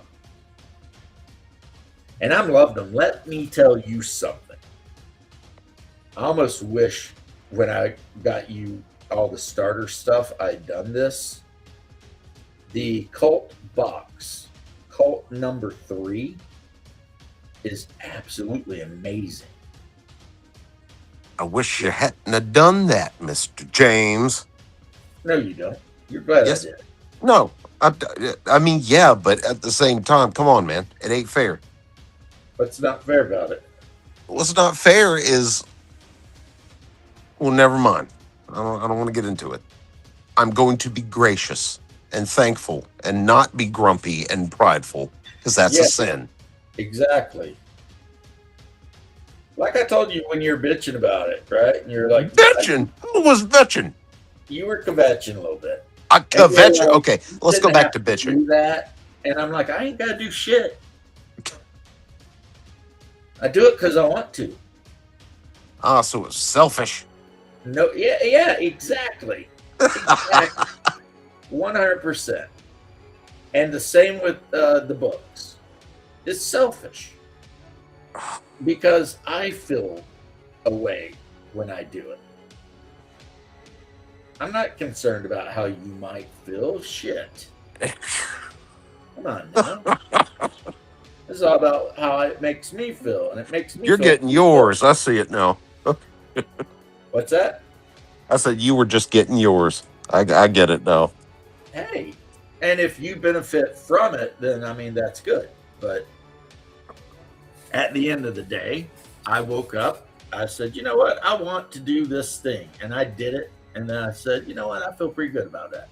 And then I moved on with my life because I don't worry about shit. Right? Right. I'll tell you what, these scorpions, the scorpion men, they do look kind of cool, though. You know? Yeah, they do. They do look kind of cool. 5 Ooh. attacks, brother. 5 Gosh, attacks. that one's got an 8-pack. Good grief.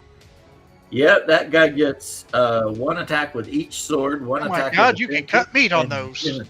Dude, his abs have abs. Yeah, well, they work out a lot. I don't know if you know that. So he gets 2 weapon attacks, 2 pincher attacks, and then the sting. Eee. Save or die poison. Yeah. So just statistically speaking, this guy is going to F you up. Pretty bad. I always And I've hated got a couple investigators more when they had the 2 different scorpions that did the 2 different poisons. Right. So this one's got a big sword and an axe. They all, for some reason, came with like a giant scimitar that should be used two-handed. And I was like, nah. The book says they attack with 2 weapons. So I had to cut that weapon off and drill out posts to put the new weapons on. The only thing I can really swap up about them is the hair. Thanks, Steven. What's I the... think some of them have red hair, but most of them have black hair. Is there an inside joke about you as a rat catcher or something? There's no inside joke. There is the day we were talking about Warhammer Fantasy, and I kind of went off on a rant talking about how players roll up Ratcatcher and all of a sudden they think their character sucks, and they don't understand that for your starting career, Ratcatcher is one of the best careers you could hope to roll. Because at least in Warhammer 2nd and 1st edition, the Ratcatcher starts with like disease, like damn near immunity to diseases and poisons, and all kinds of shit. I mean, so are they as cool as maybe the guy who rolled up a squire for his starting character? Yeah, that squire, he might seem cool, but the Ratcatcher will outlive him. You know what I'm saying? Because if you run into Skaven and shit like that, the Ratcatcher is not concerned. Just a big rat, and he will kill it, right? So yeah, another one from old school Warhammer that people always hate to get, and they don't understand how strong it is the Laborer. And people might be thinking right now, well, why would you ever want to start the game as the Laborer? Well, let me tell you why. Because he can get 2 advances in strength. So if you have a human with an average of a 30 strength, you go through the Laborer career a little bit, now you got 40 strength. Small but vicious swap over to dog. a fighter and be like, okay. Because a 40 strength you drop the last digit, that's your bonus damage. So yeah, that 40 strength, that is a +4 to your damage with melee weapons. As a warrior, that's no fucking joke. That's a big deal, you know? So now, of course, I'm talking like a win at all costs player because that's the guy I used to be a lot of the time. So bear that in mind too. When I tell you the rat catcher is awesome, it's not because I'm saying, oh yeah, they're great for role playing possibility. No. They just start with so many freaking good abilities and shit that it's like you're an idiot not to want to be a rat catcher. Kind of like being a wizard in 3.5, always pick the toad familiar. See, I don't know that because I don't know enough about 3.5 that I the toad familiar gave you 3 extra hit points. Oh, well, that's awesome. Yeah, everybody had a toad. Hell yeah. Yeah, I could see that. In 5th edition, it was always the, owl? Everybody loved the owl familiar. I couldn't believe you just got an owl outright. Yeah. I feel like that's a familiar you work up toward, you know? Like, I don't know. I heard that there's some places where they just hand them out to kids. Yeah. Like, hey, welcome to school. Have an owl. Asshole. Is that weird movie about the wizards and it's kind of just a parody of X-Men? Right. That's the one. It's like, hey, you're special. You're going to school. I was like, what? Right. You are the special boy. You get to go to school. You're a wizard, Harry.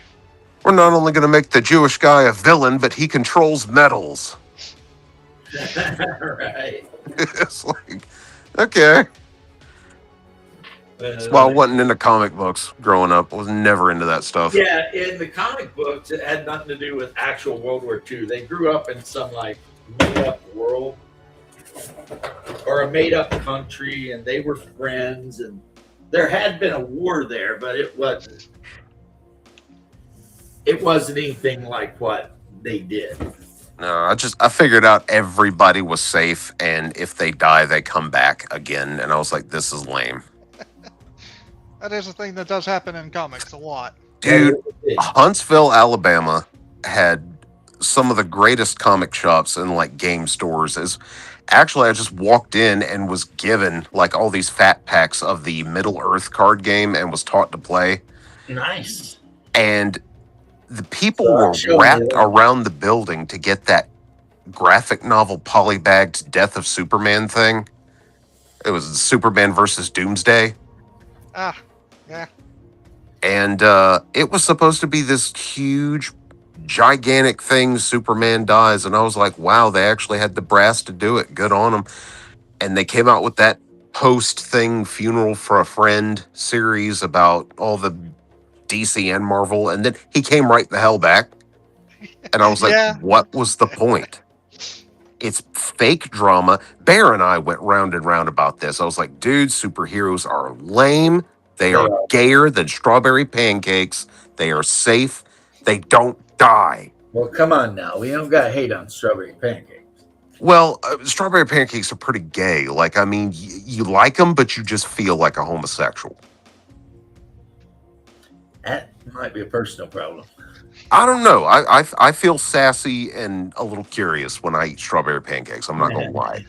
I think that's just from being from Georgia. No. What? What? So let's look at the rat catcher. Right? Shots fired. The rat catcher, starting career, start the game with a vicious dog, a pole with 1x10 rats on it, and a hand weapon.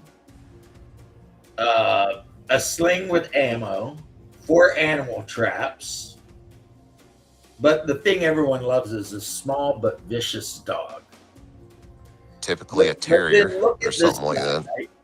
He gets to raise his weapon skill once. He can raise his ballistic skill twice. He can raise his toughness once. He can raise an agility twice.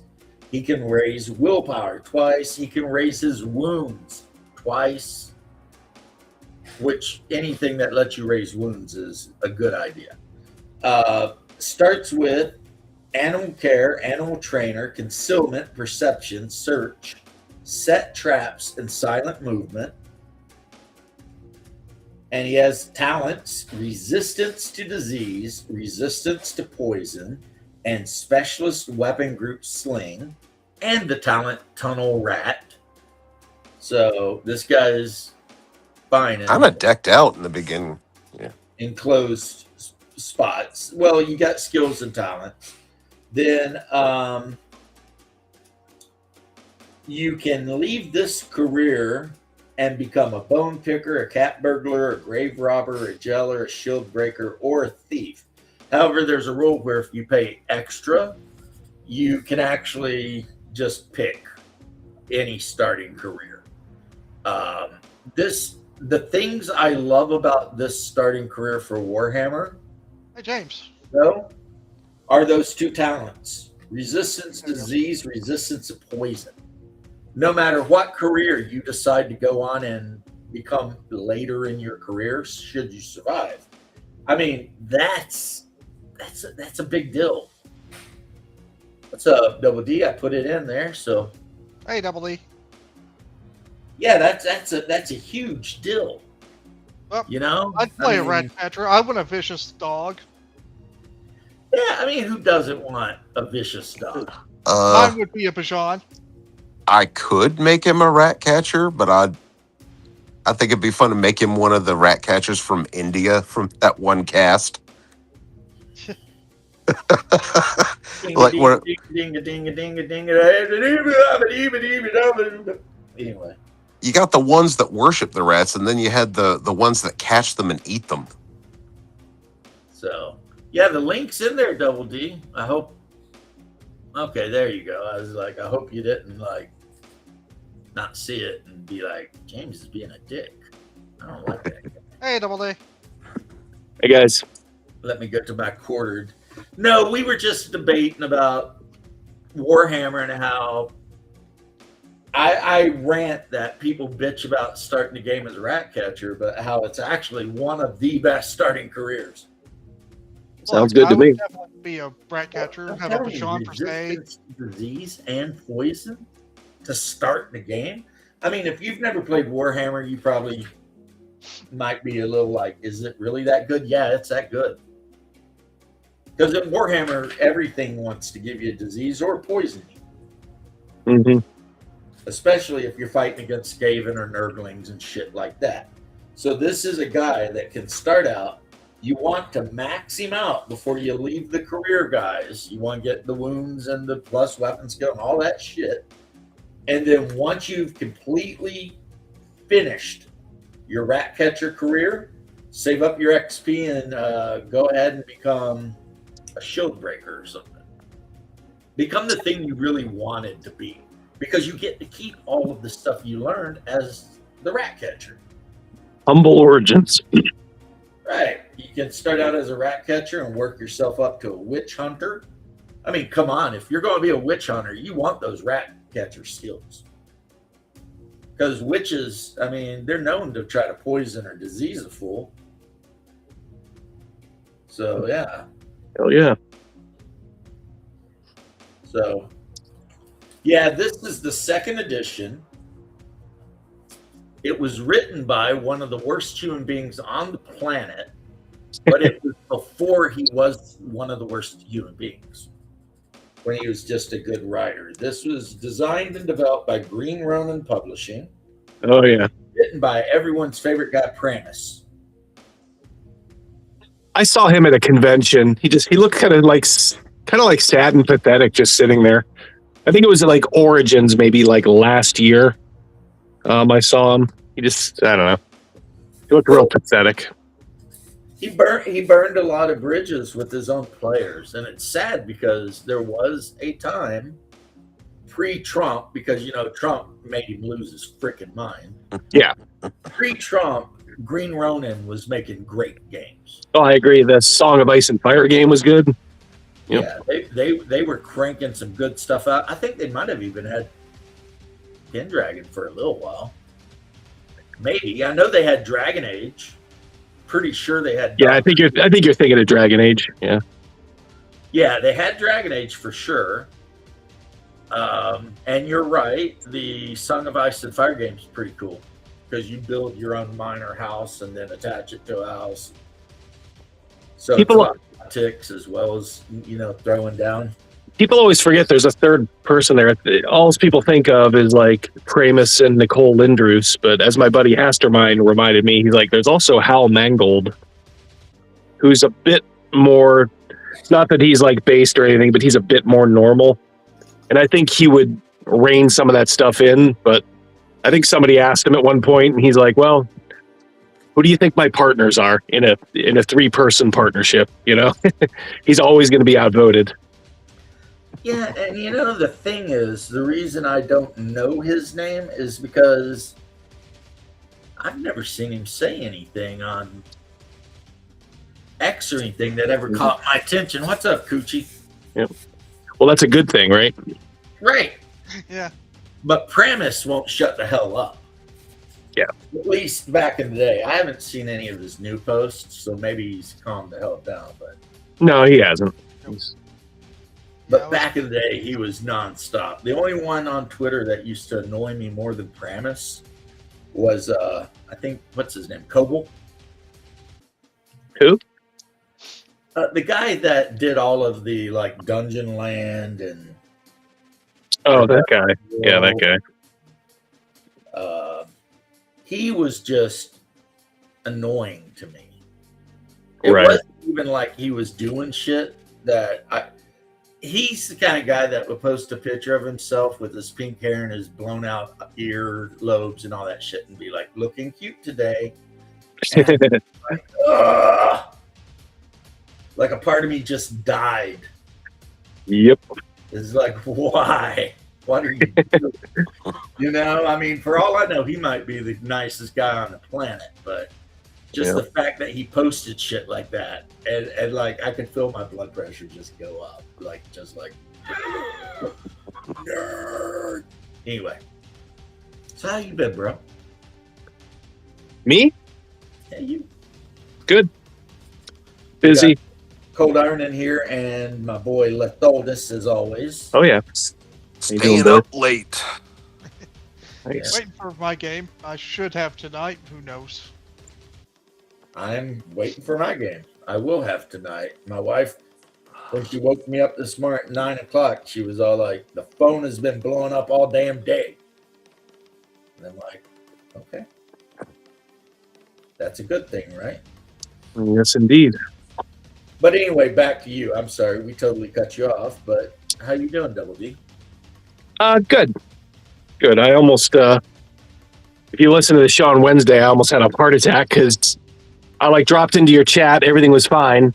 Then I moved the computer from up in the guest room down to the, basement where the studio is and plugged it in and nothing was happening for an hour.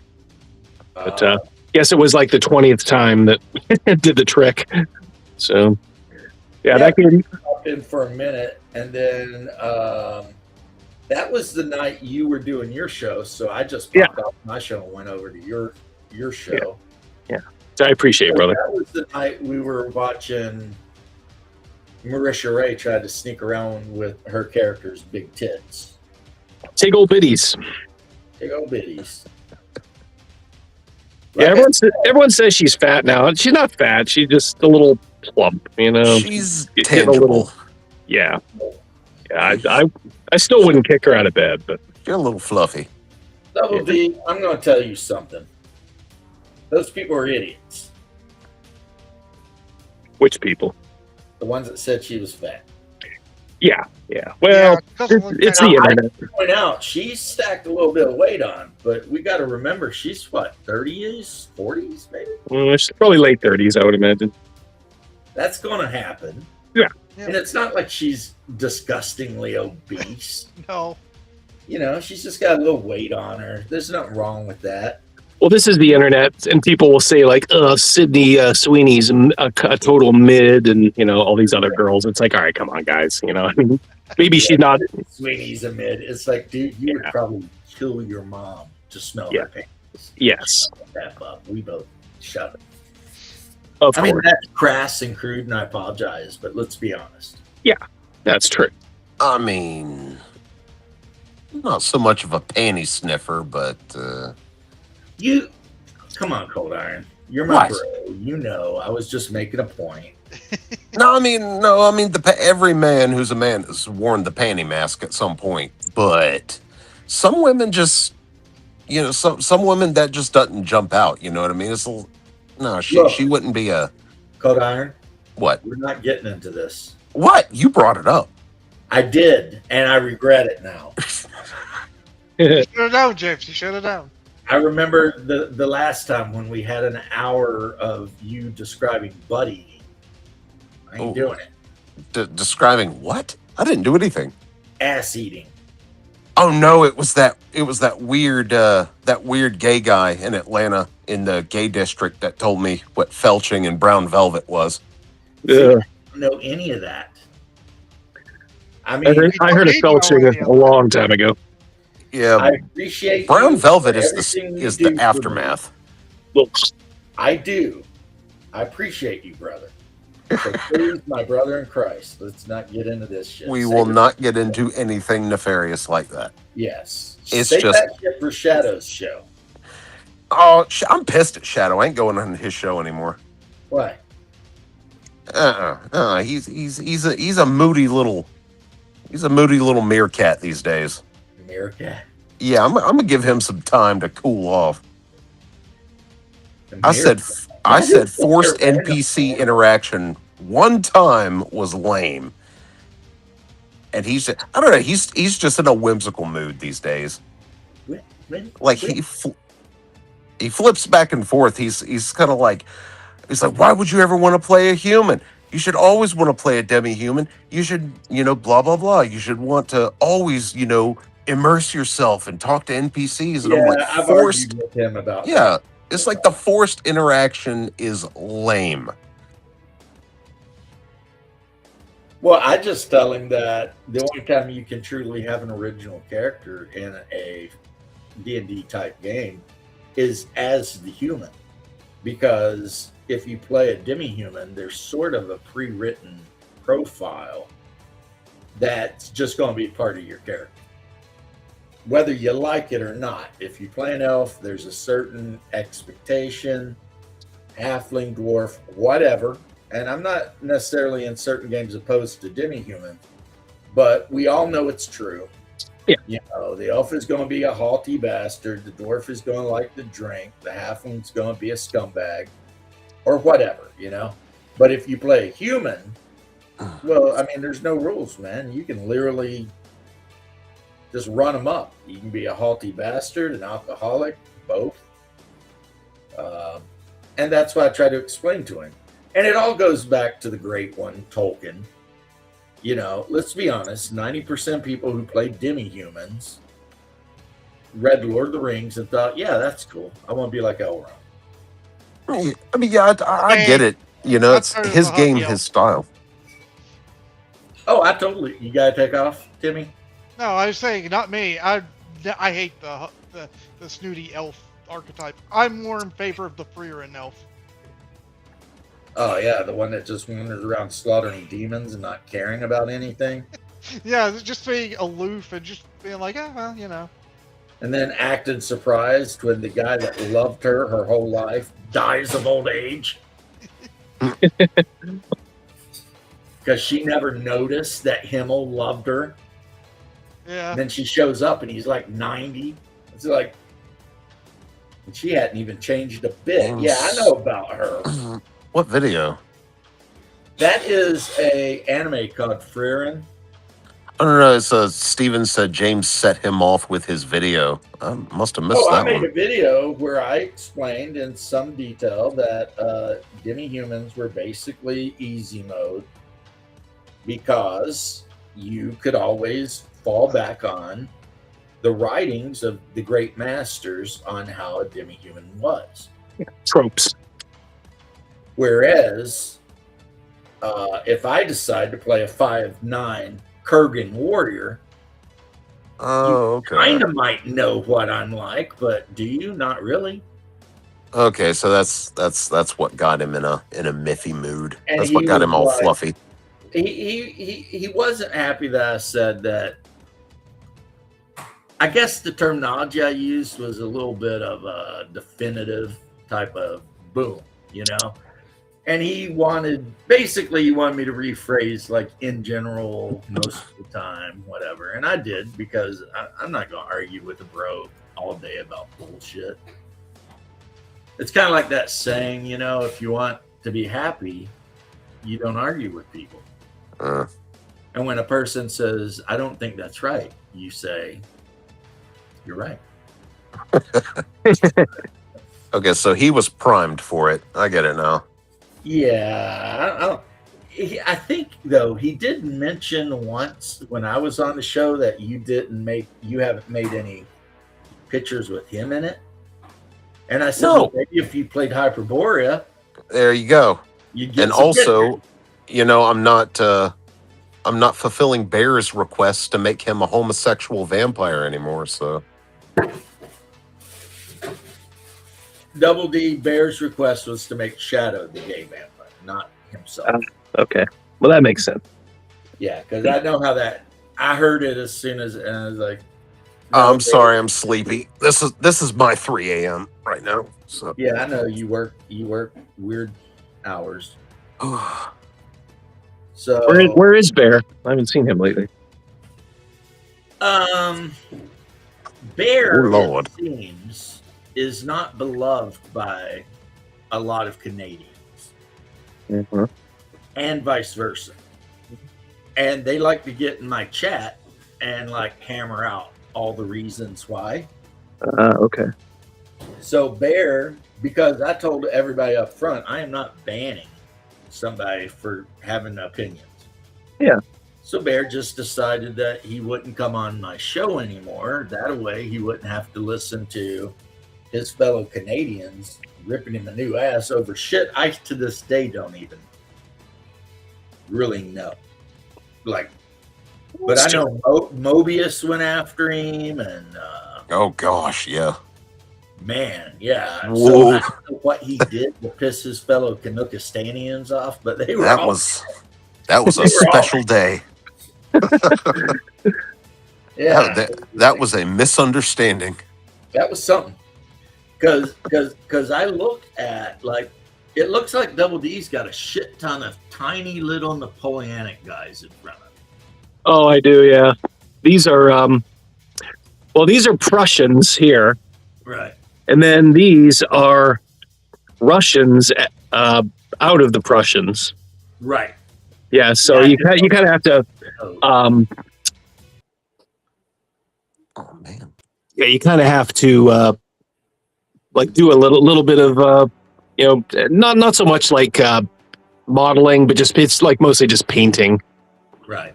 Trying to find here too. I have. There we go. Okay. Well, that's one thing that's kind of good about that scale. At that scale, you can get away with it. Yeah, exactly. And these are they're French, but I'm painting them up as Austrians. Right.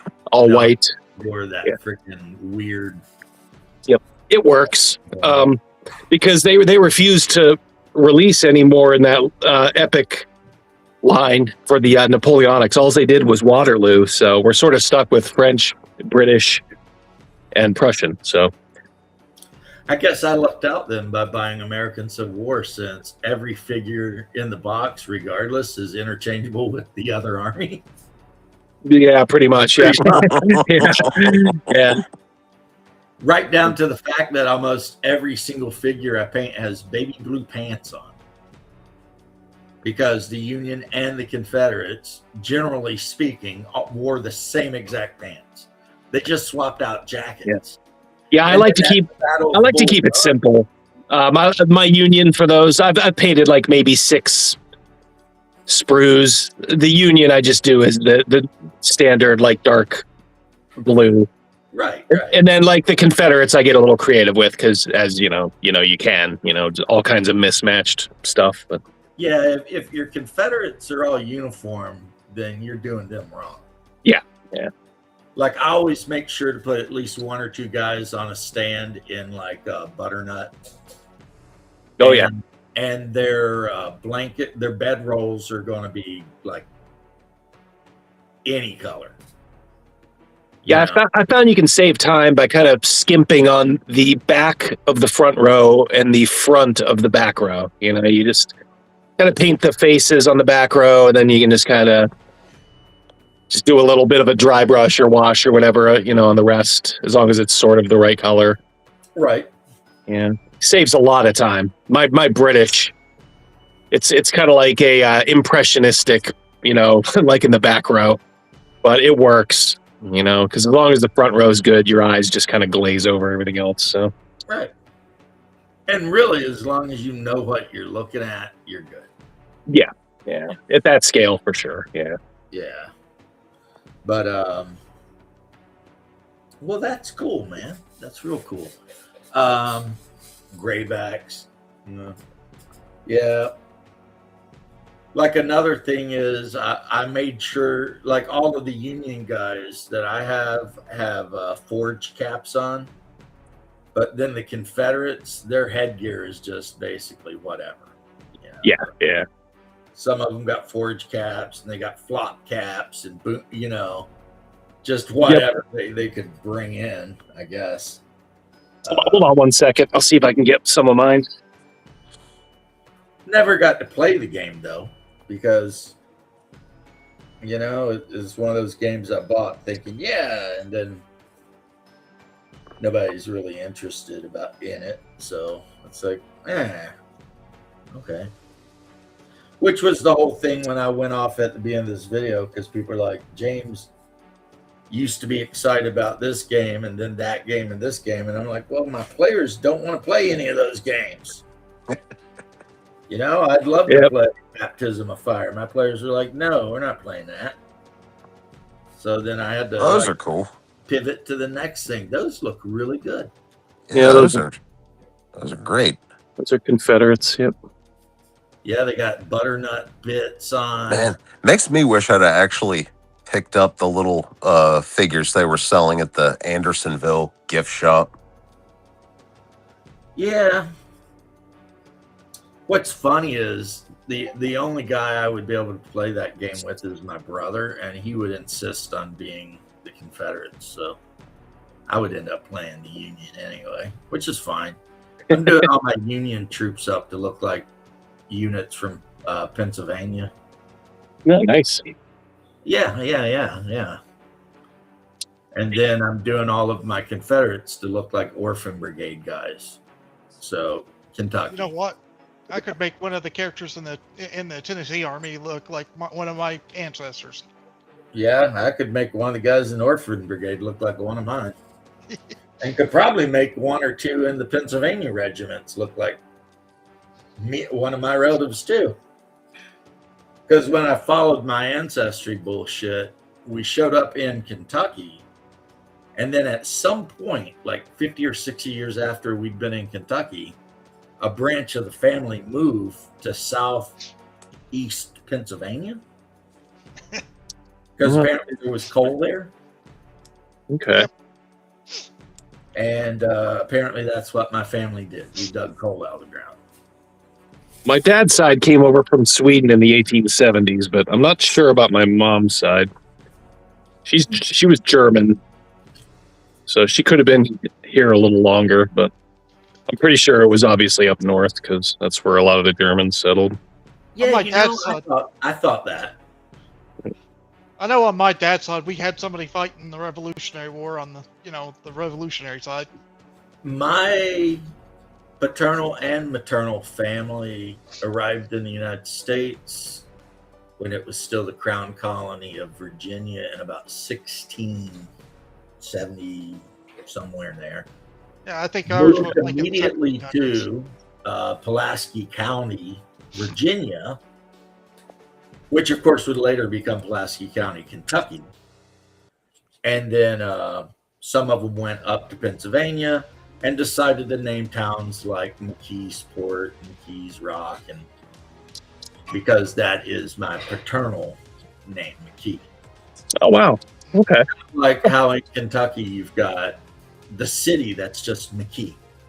Yeah. Kentucky. For no reason. And where I live, there's streets all over the place. McKee Hill, McKee Road, McKee this, McKee that. But a friend of mine in the Army was from McKeesport. And he told me there's like 3 or 4 towns in that coal belt area that all start with McKee. And I was like, yeah, really? I know some of them. Yeah. I was like, wow, okay. Yep. Yeah, it's a well-known name. And Double D, not to be that guy, but up until very recently, there were whole villages in the mountains of eastern Kentucky where they spoke German. Mm-hmm. And those villages are starting to die out now because, whatever. But apparently a shit ton of Germans moved to Appalachia. Like a shit ton. Mm-hmm. Oh. And I, my whole life, thought I was Irish or Scots-Irish, right? Because everybody thinks you're from Appalachia, you're Scots-Irish, right? 60% German. Okay. Yeah, on my mother's side. So that's why I said when you're like, all the Germans went north, I'm like, well, maybe they did, but they freaking sure did some shit in Kentucky before they went. Yep. I think, though, all of the actual, Irish did go north. So, like in the South, you've got a lot of Scots-Irish, but like in the North, you've got a lot of straight up Irish. Yeah, my mom's side's Scots-Irish. Right. So, any hoozle though, yeah, I'm just sitting here working on stuff. The guys will show up in hours. The wife is making a kind of a chicken and white sauce dish, like an Italian kind of. But it's not like Alfredo. It's a different thing entirely, but still. You're enjoying Hyperborea still? Oh, I love Hyperborea. Yeah. That was the thing. I was going off on how much I love Hyperborea, and people were like, yeah, but you said the same thing about Adventure Conquer King and Baptism of Fire, and I had to explain that, I still love those games. I own them. But my players aren't going to play half. I'll never be able to play Conan because there are people at my table who do not want to play Conan. That's just what it is. Yep. So I tricked them all, Double D. I found the version of D&D that had Conan and Lovecraft in it. Oh, nice. And then convinced them to play it. And they love it. But I tried to get them to actually let me run an actual campaign for Call of Cthulhu instead of 1 or 2 shots occasionally. And they're like, nah. Nope. Oh, well. Actually, Adventure Conquer King, they like that one pretty good. That's a meaty game. It's a very meaty game. Yeah, they were okay with that one. Baptism of Fire, they said, and I quote, it's too close to real. They don't want to play in Poland. They don't want to play early Christians running around and doing shit. That's not their interest. And then Lovecraft, they don't want to play a game where they're probably just going to go and sing and die. Right. And you may not, though. And they're like, yeah, whatever. You do have to listen to them.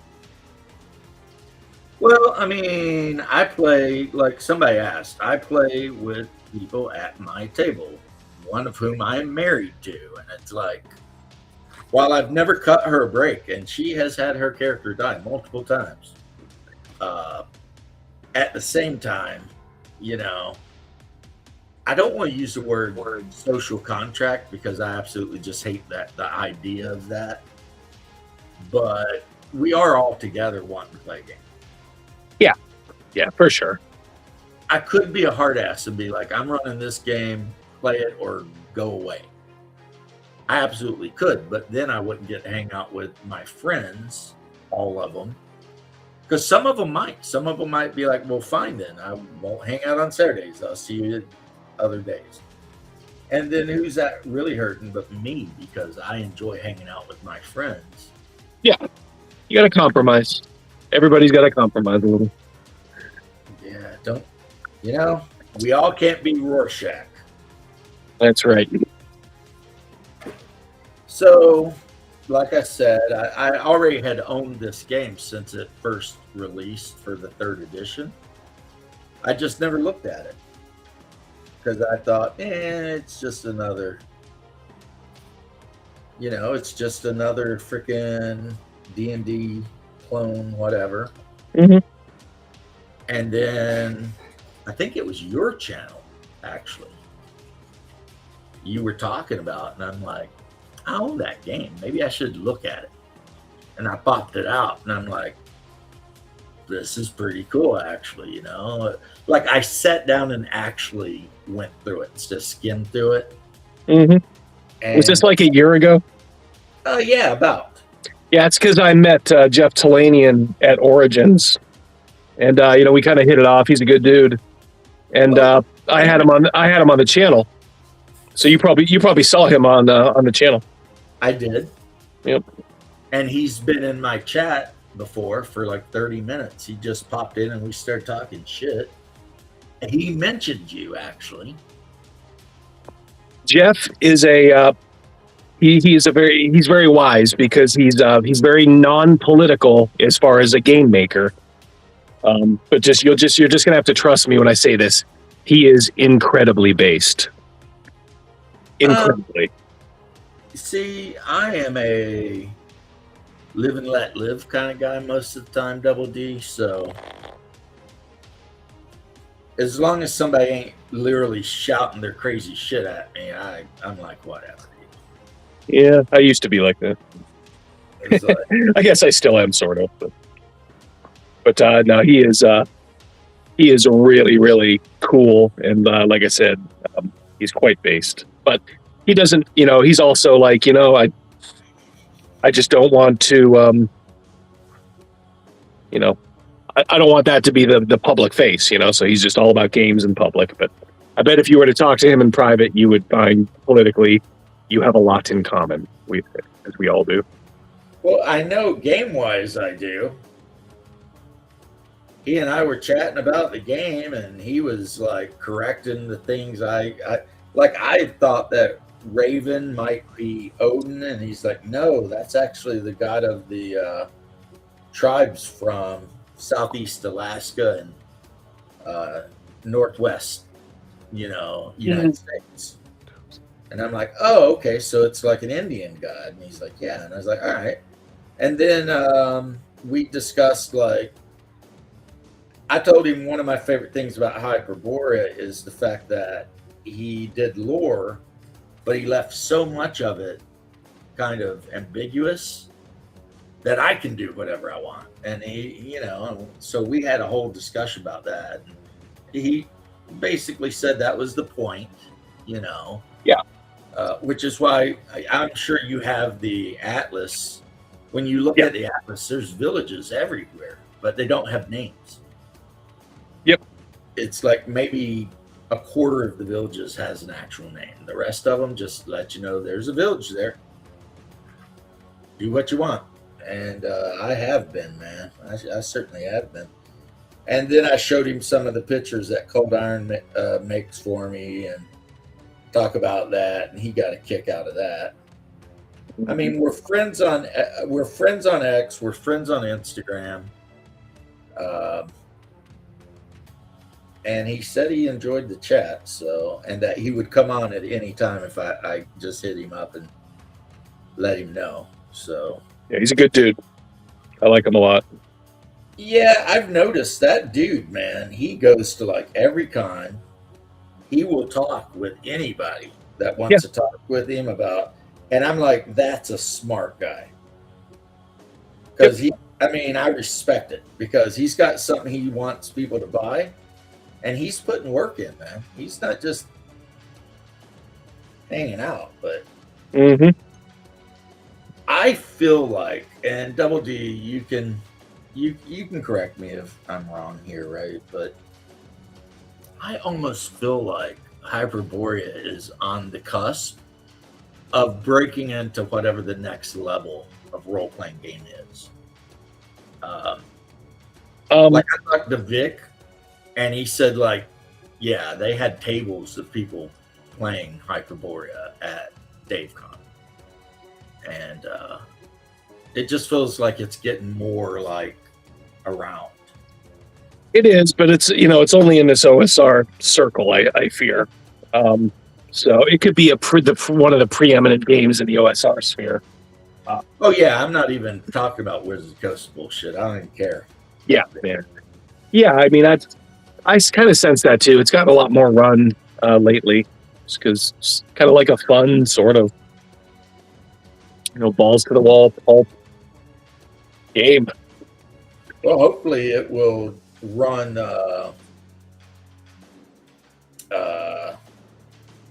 Goodman Games bullshit. Yeah. Its spot. Yep.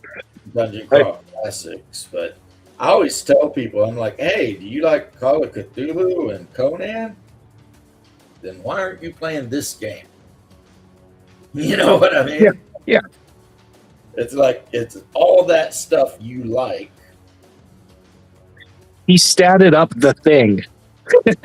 Yeah, that wolf, the pictures of the wolf with all kinds of weird freaking spider legs and shit. Yeah, and he confirmed that is 100% the thing. Like, he wanted that.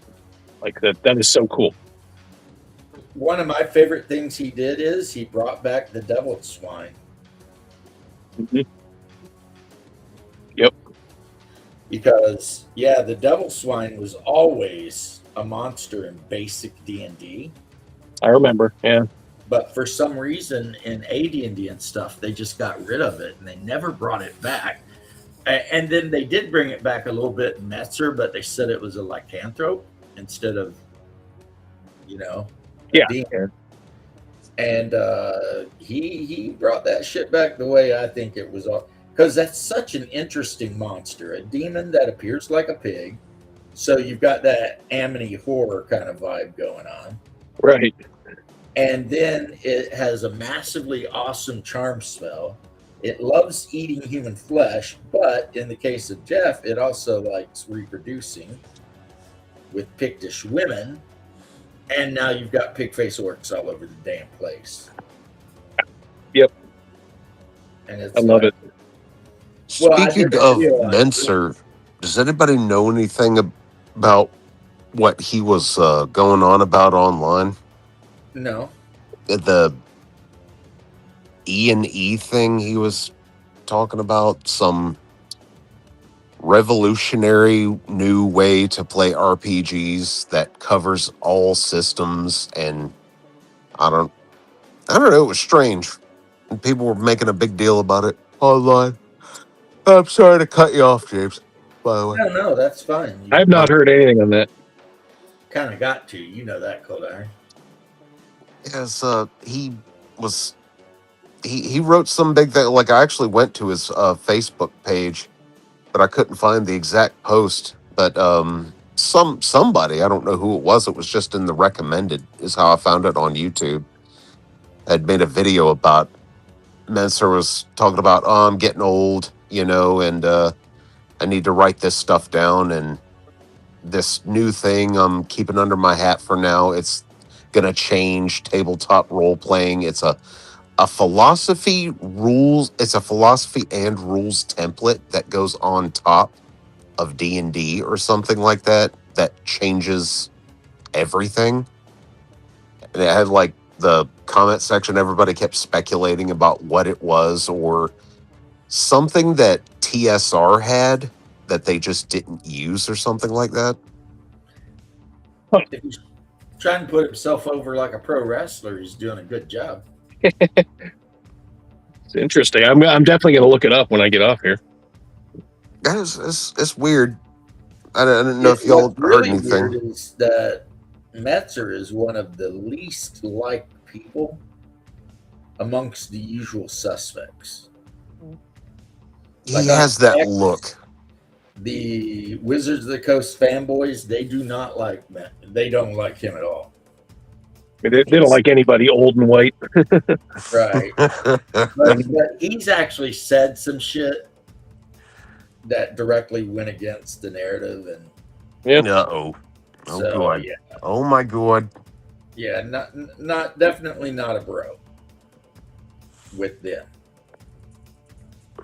They don't have bros, James. Huh? They don't have bros on that side. They have Can we please stop using mothers. gender-specific language? Shut up. That shit was so bad. I cringed so hard. I think I hurt my back. The whole point of order.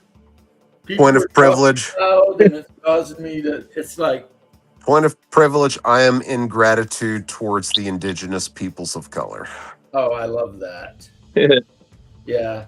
It'd be like if every time I started my show, I said, I would just like to acknowledge that this used to be Seminole Indian land, but you know what? Fuck them because I'm not giving it back. Yep, So- we stole it fair and square. Right. So I'm just rubbing it in their face. That's what they're doing, and they don't know they're doing it. You know, they're like, Influenza for user. no, I'm just saying when they get up there and they do their acknowledgement. Well, you can't see, but I'm doing jazz hands. I would be pissed.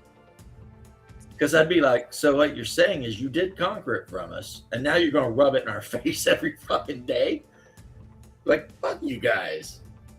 This used to be whatever. Because, like I said, they're not giving it back. So why acknowledge it? You know? Ass Maybe- pats. Right. It's just so weird. It's a Canadian thing. Canadians are really big about getting up and talking about who you stone what. Yep. And I'm just like, people don't even want to talk to me about that shit on X because I'll tell them point blank, you are an inferior culture, you lost, and Yep. boo-hoo. Glory to Rome. And if they start talking about colonialism, I'm always like, I'll tell you what, I'll give you some property back when you tell the Turks to get out of Anatolia. Until that time happens, though, you can kiss my ass, you know, Mm-hmm. because it's like it's only colonization when I do it. Apparently, I didn't colonize nothing. My people came from wherever they came to this continent and whipped ass and settled a region, and now it's our region, and that's just the way it goes. Sorry. Well, you get a pass when you conquer and then make everything better. You would think, right? You would think. Yeah. I was watching a video today about it was a black dude talking about all these brothers that went to like Africa because they bought into that come back to the motherland shit and how they all hate it. Yeah. Like, Shocking. there's Yeah. no guarantee of hot water. There's no guarantee that you'll have electricity or the internet. The Africans in Africa, they look at you like you're a white dude. Yeah. To them, you are not African. You might as well be a white dude. And they will rip you off every way they can because culture. So it's funny because all these black guys thought there was some like, I don't know, ethnic brotherhood, and then they show up in fucking Senegal and they find out, no, you ain't part of the brotherhood there, buddy. It's then that they realize, oh shit, these are the people that sold us. I point that out a lot on X when people whine. I say, just never forget you were sold by your own people. Yeah. Which logically means you had to be the descendant of a very ugly, stupid person. Because if your ancestors were smart, skilled, capable, or beautiful, they wouldn't have been sold. They'd been kept. Yep. Because you don't get rid of the best, brightest, most beautiful people, even if they are slaves. You keep them. You just get rid of the idiots. I love how just even pointing that out makes you an automatic racist. Oh, yeah, who sold them? Who sold them?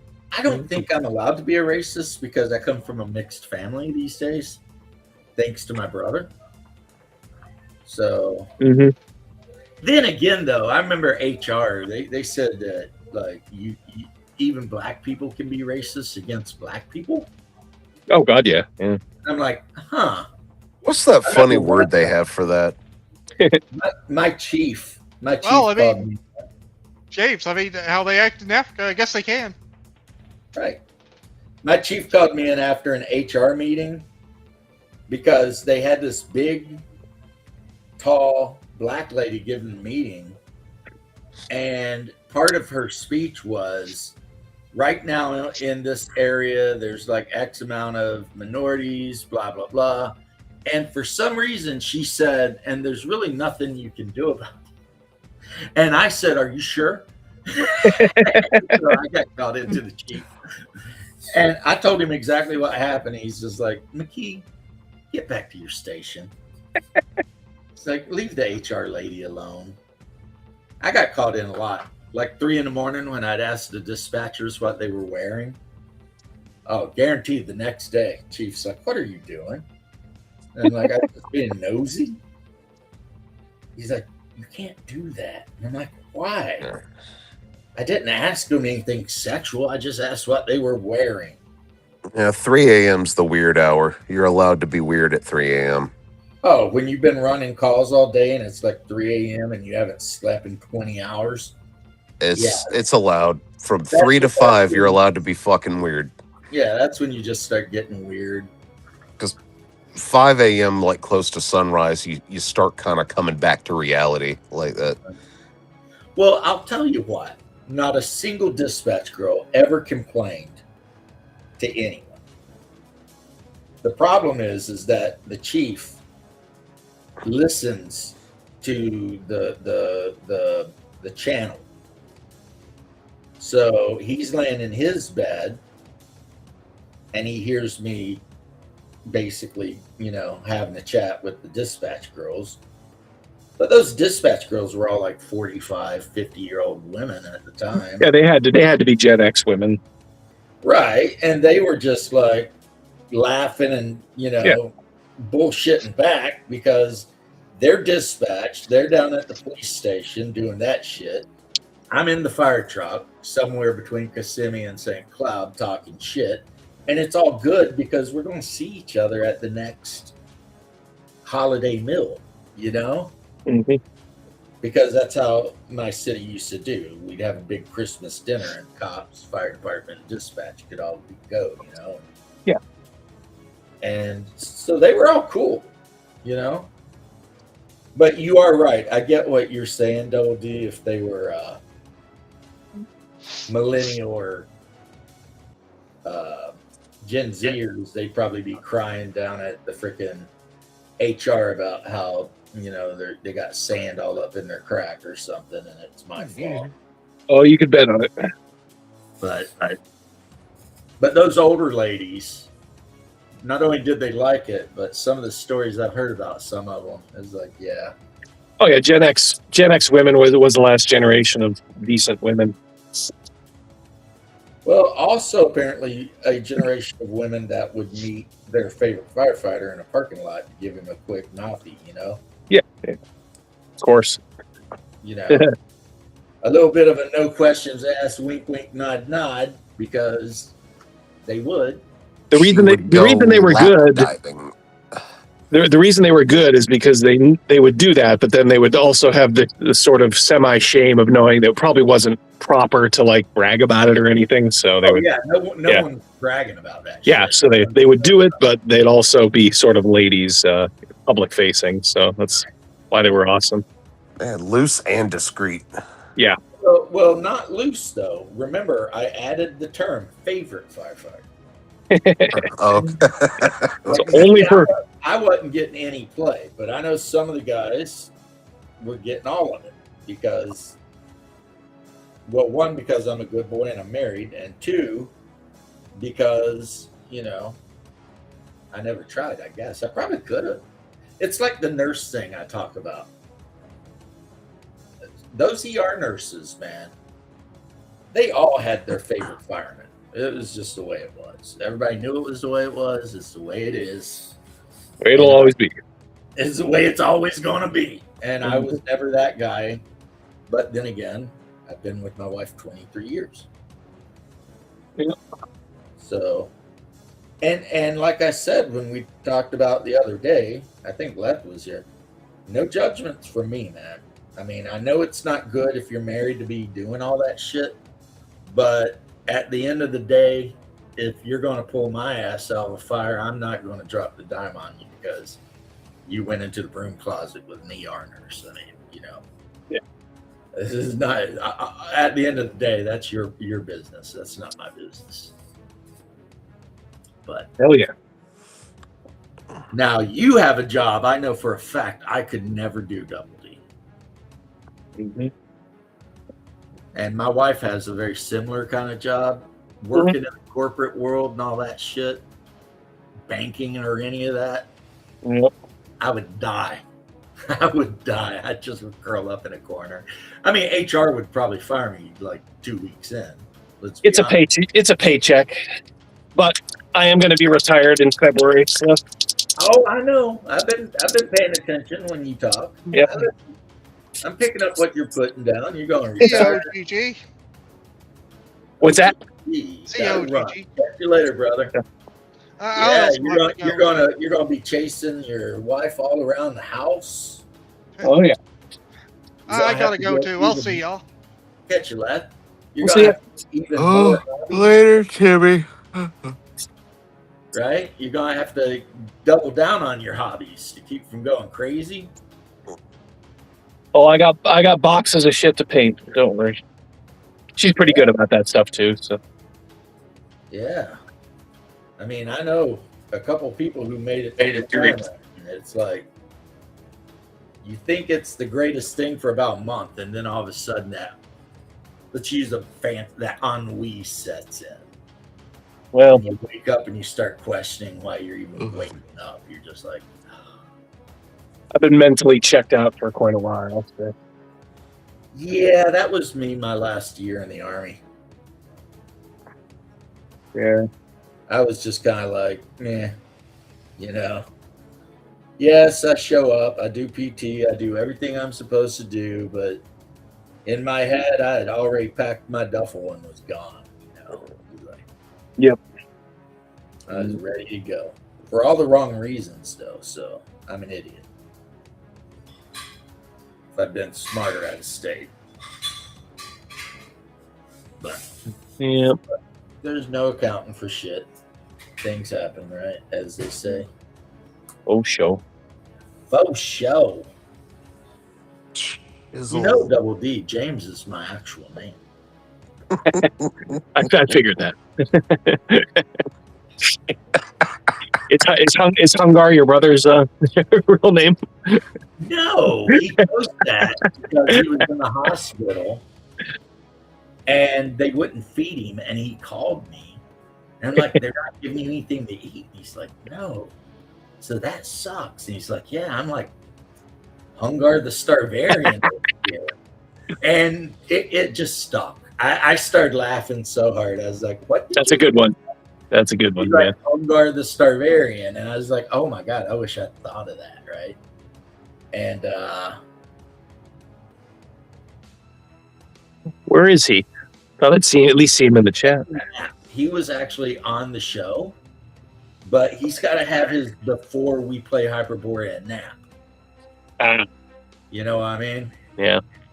It's just the way it is. He's like, So how many people are in person in your group and how many log in? 6 or 7 in person, and then like my brother logs in. How do you what's the mechanism in which you like loop them in if everybody else is there in person? He logs into my Discord server, and I've got the camera set up facing down, kind of like how Bruce does. Oh, okay. And then I make sure to actually make sure I ask him what he's doing, because I did go through a little bit of a thing, and we had to discuss it where, when you got a player in your face versus a picture on a computer screen, sometimes you might ignore the guy on the computer screen a little bit. And so I make a conscious effort to always ask him what he's doing. And so does the rest of our group, because I have a really good group. So they will literally be like, okay, and what is God, his name is crazy. It's like Deveron Val Rao Ghul. Oh, okay, Mr. James and Mr. Double D. I'm gonna take a nap. I'm gonna go listen to some Snoozy and the Band Sheets. Ooh. Oh, Enjoy. or as some people call that, bear repellent. No, Bear can eat a penis. Susie is the best. Bear is. Let's just say Susie doesn't have any hits. What the hell was that? I'm still pissed about that shit. That was one hell of a show, wasn't it? That was. I'm still sorry. I acted like that. I'm better than that. But he pissed me off. God, You're sorry you acted that way. I was laughing my ass off. He crawled right up my ass. That fucking. I'm not going to cuss. Speak ill because I like Bear. Go to bed. I am in bed. I can't sleep. I'm gonna try to though. But all right, y'all have a good day. Good games. You too. We're all hanging out, doing our thing, and I don't know how we got on it, Double D, but Bear decides to just say Susie and the Band, she sucks. Oh my God! Wait, what? Everything. It's how he said it, and it was how he addressed me with it. He was just kind of like, "Come on, no hits. It's garbage." Just like, bitch, you're in a Skinner shirt and you're Canadian, presuming to pass judgment on Susie. I was like, eat a dick. Well, hold on now. Skinner's awesome. Okay, Skinner's awesome, yeah, but it's just one of those. It's like how the fuck is he gonna judge Susie Sue wearing a Skinner shirt? Well, Skinner is better than Susie Sue. But Susie and the Banshees are awesome. They're in totally different leagues. It totally just right. You can't compare them. One of them no. rock. But it's just how he just offered that up. It's like he approached the banister and then paused a moment. And then there's this like, Susie sucks. And I was like, you. I was like, who the fuck are you all of a sudden? Well, I'm being petty. Love him or hate him, he definitely has opinions. No, I like Bear. Bear's cool. It's just, that pissed me off. God, that just twisted my sack. See, I like Bear. I don't think Bear likes me anymore. But he does. He's I just... don't care. He does. Bear ain't got no beef with anybody except his other Canadians. I don't know what that beef was. Because I DM'd him like when he left. I was just like, man, come back. And he was just like, no, I'm not going to. I just need a break. And I was like, that's cool, man. Just, don't be a stranger. He just flounced out. Yeah. Maybe it was the memes. I don't know. No. Well, I did put him in a jail cell with 2 large black Susie and the Banshees fans. Yeah. And then there's the one where he's laying on his back and Susie's like on top of him, looking like she's getting ready to rip his eyes out. Yeah. Yeah, we're just sitting there laughing. We're like, ah. No, I don't know. What it is. I dropped into I think Paul, PB as I call him. I dropped into his channel. Which Paul? Is it Cool Paul or Dickhead Paul? Oh God. Denmark Paul. Denmark Paul is Cool Paul. Which one? Denmark. So the one from Chicago you think is Dickhead Paul? Yeah, that's Dickhead. Okay, fuck him. Wow. Go to bed. Well, he said the game of Earth sucked, and he said it with a really sassy attitude, so fuck him. You are grounded from the internet for a while, young man. I don't know where I get the authority to do that, but I'll just do that. What he said, he just said, I don't actually hate him. He just nothing I can do about it. I don't actually hate him. He's cool. It's just he just straight up said. He was just like the game of Earth. The game of Earth fucking sucks. And I yelled at the replay. Like I yelled at my tablet. The game of Earth is. It's that Mesopotamian game that Irving Finkel was able to translate the rules from a cuneiform tablet. And you could play the game. Cool. It's a fun game. my show is just nothing but drama. No, it's not real drama. Now, Bear's real drama. I'm actually pissed at him for that, but no, Paul. No. Oh yeah, Bear got way spicy with Shadow. I was watching him on Legion of Myth, and he got super spicy with one of the other guys on the panel. And I was just like, damn, bro, relax, man. Oh, man, the one where he, the guy called Bear a pseudo-intellectual or something. Oh, no, that happened on our show. That one was something else. And he called him a pseudo. And I was like, what the F is even a pseudo? Someone in the chat? I felt it coming. In the chat called Bear a pseudo. Bear lost his shit. And I'm just like, calm down, dude. Just tell him to F himself. It's okay, you know. Well, that is an interesting strategy to chimp out in a chat. I mean, when people realize something is going to do that to you, that you just signed up for like a lifetime supply of that thing. And I think it was, I don't think it was more Modifius. It was someone else. Yeah, James L. Okay. Our Australian James, who's going by another name now for some reason, but it was James L. No. I promise you, though, James, I don't have any actual beef with anyone. What were they even? Oh, that shit. And just James L's like, you're a pseudo. And I'm like, what's a pseudo? Wasn't it something religion? Like they were going back and forth about like Bear was on another one. And I know Bear got so mad he like said that he would punch James L in the face. Good Lord. And it's just like, wow. Yeah.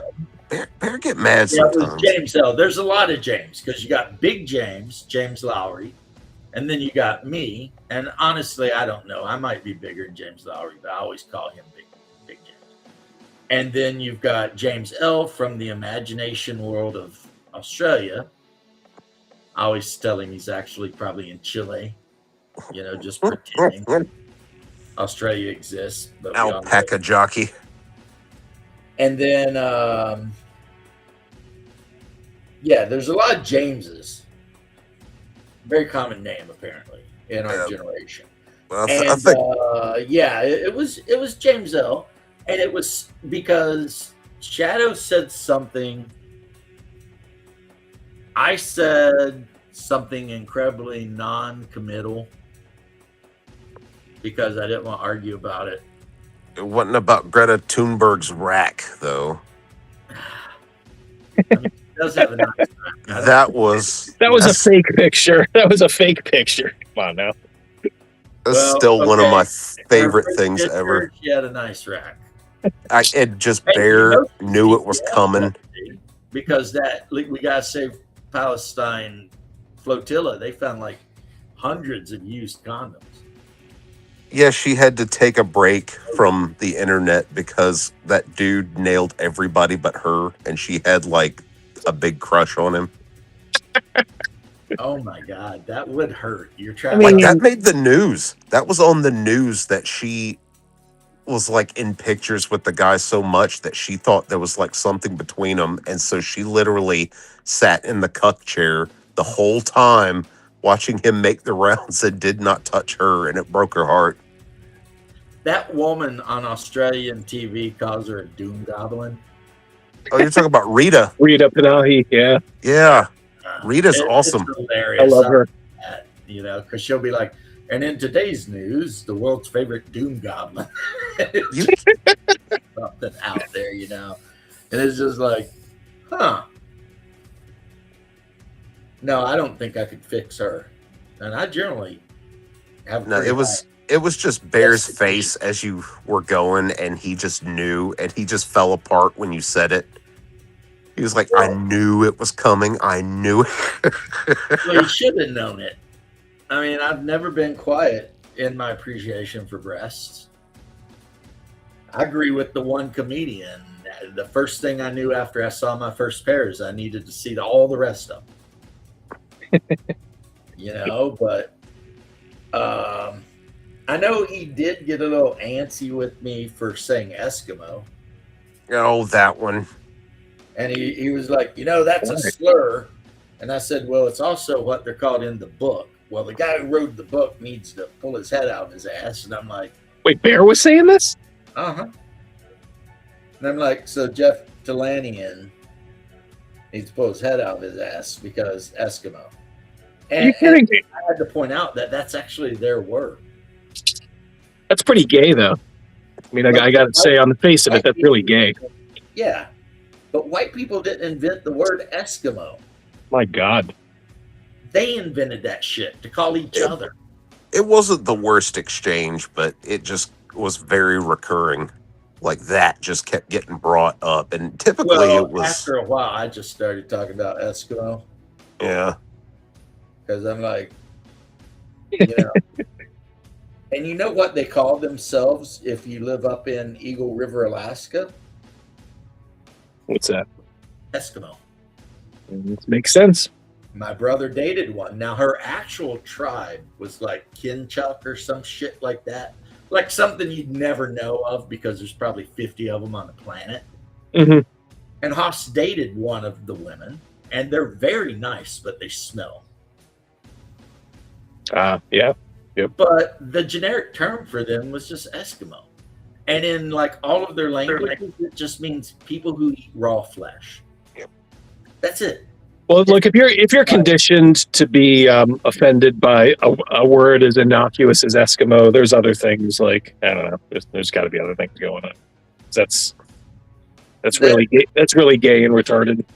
That's pretty lame, and that's what I told him. Is like, first off, that's what they called themselves when they met the first white dudes in Greenland or whatever, and that's how they referred to each other. And I have literally sat down and watched a family of Eskimos eat a seal from snout to tail, raw as hell. They never cooked it. They just laid it down on newspapers and went to town, right? So, I mean, it's not even like the name is a lie.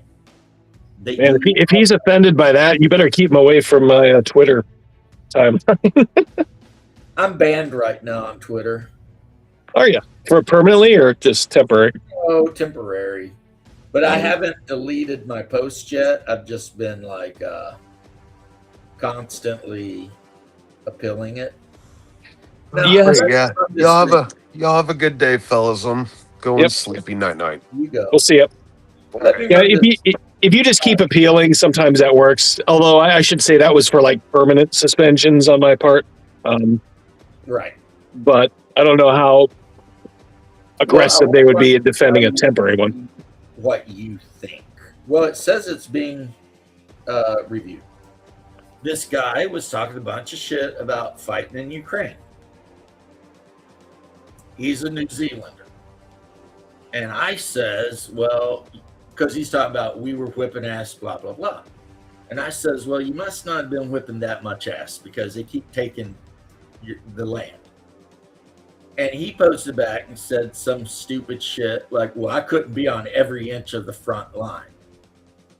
And I posted back and said, well, if you were honorable, you would have held the line with your brothers and died with them. So I'm doing big ups to the Ukrainians that are fighting to the death, right? Oh, yeah, for sure. Yeah. And as a combat vet, that was just my thinking. You hold the freaking line until you die. You don't run back to New Zealand.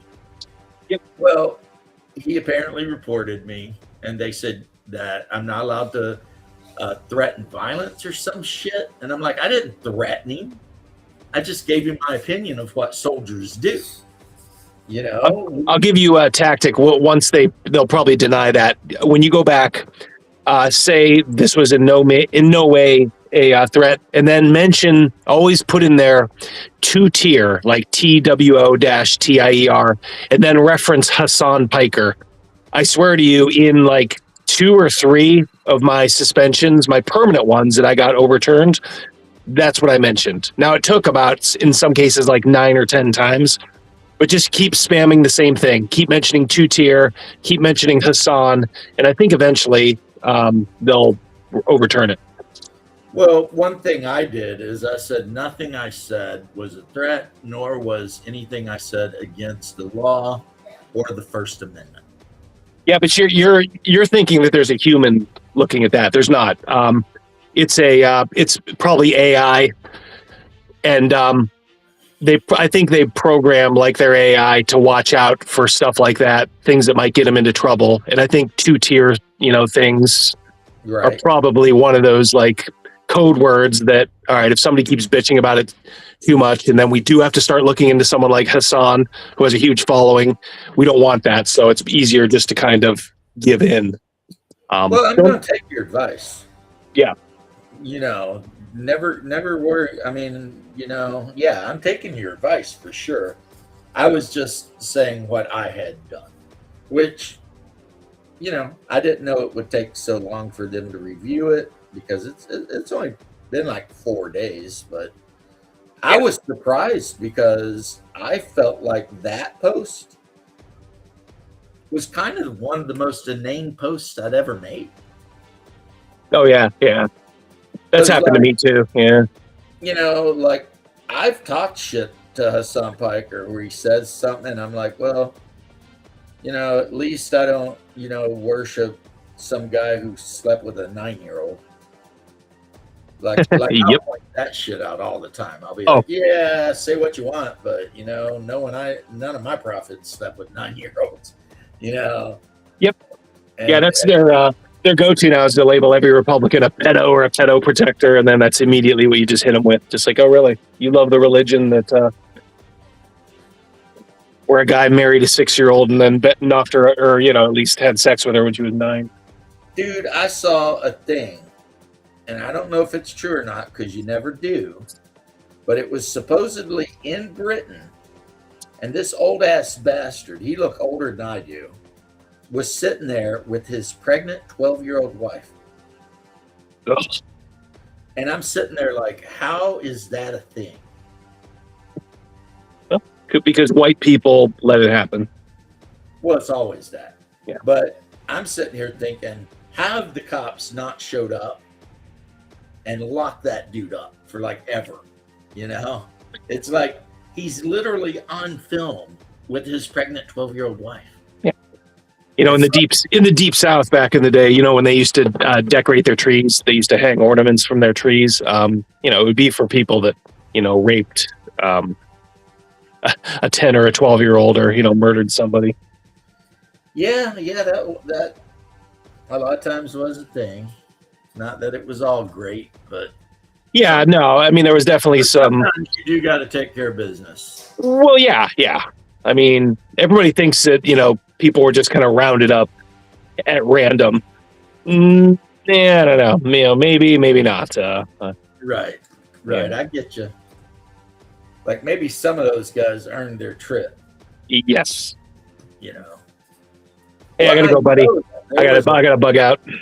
Okay, you bug out. I'm gonna bug out when you bug out. We're gonna bug out together. Yeah. Good talking with you, buddy. We'll talk to you soon. Yeah, always, man. Always. Yep. Peace. Yep. Well, look at that, guys. Double D. Senpai noticed me. I always feel that way. All I can say is I'm a fan. Good guy. I kind of wonder, though,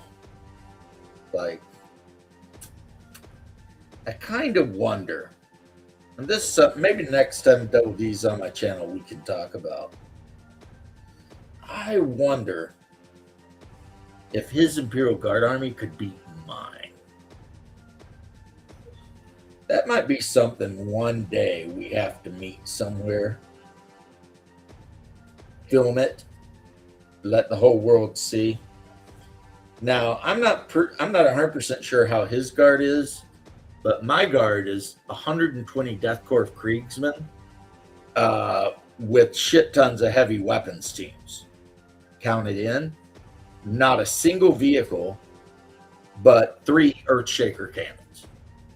And then, of course, commissars, because you got to have the commissars to keep your Death Corps of Krieg guys from just charging off willy-nilly all the time, right? Like in most armies, the commissars are there to make sure the guardsmen charge. In a Krieg army, they're to hold them back. So now I've seen some of the stuff that my boys got, like that big double-barreled, like 30K freaking artillery piece. That thing is badass. But I've got my earth shakers, and they're not on the carriage. They're not on the armored vehicle. They're just on the carriage. So it just looks like 3 big freaking artillery pieces. And then for my, this is what I was talking about with Angry Tabletop Nerd. For my heavy weapons, well, first off, every squad has a missile launcher and a flamethrower, in addition to guys with laser weapons. And so for my special weapons, no, they don't get the missile launcher. They only get the special weapon. They got flamethrowers, because I like flamers. Nothing says haha, I like cooking them up. But anyway, and then I've got a bunch of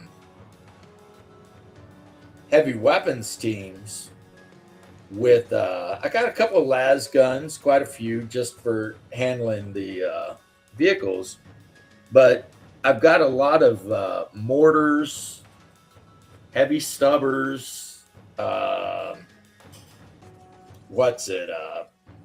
they recently added this weapon that kind of looks like a Nebelwerfer kind of type of thing. I've got some of those guys. And then they added like a small artillery piece that a Imperial Guard weapon team can take. And I went heavy with that bad boy, because I was just like, oh yeah, this is, And of course I had to get rid of all the Cadians and kit bash my Death Corps of Krieg to be the crew. But it wasn't hard, because any time that you had, let's say you have a heavy weapon and there's a guy actually sitting behind it, right? Well, I just used the Death Corps of Krieg guy and put the arms on him that are holding the weapon. So yeah, it all works out, right? And then of course I've got a bunch of weapons teams where it's guardsmen with missile launchers, and I probably have so many guardsmen with missile launchers. But the thing is, you can, for one choice in the Imperial Guard Army list, you can have 3 heavy weapons teams. And you basically can get 4 choices. Is it 4 or is it 8? Might actually be 8 choices, which means you're literally filling the army with 24 heavy weapons teams if you want to. It's not what I did, but you could. And what I did is I just made huge platoons of Death Corps of Krieg guys with the stated intent of just running them right down my opponent's throat. Command section and 3 10-man squads and a heavy weapons section, which is usually going to have the missile launcher in. So 3 10-man squads with flamers, or maybe a Melta, or maybe a plasma gun, depends.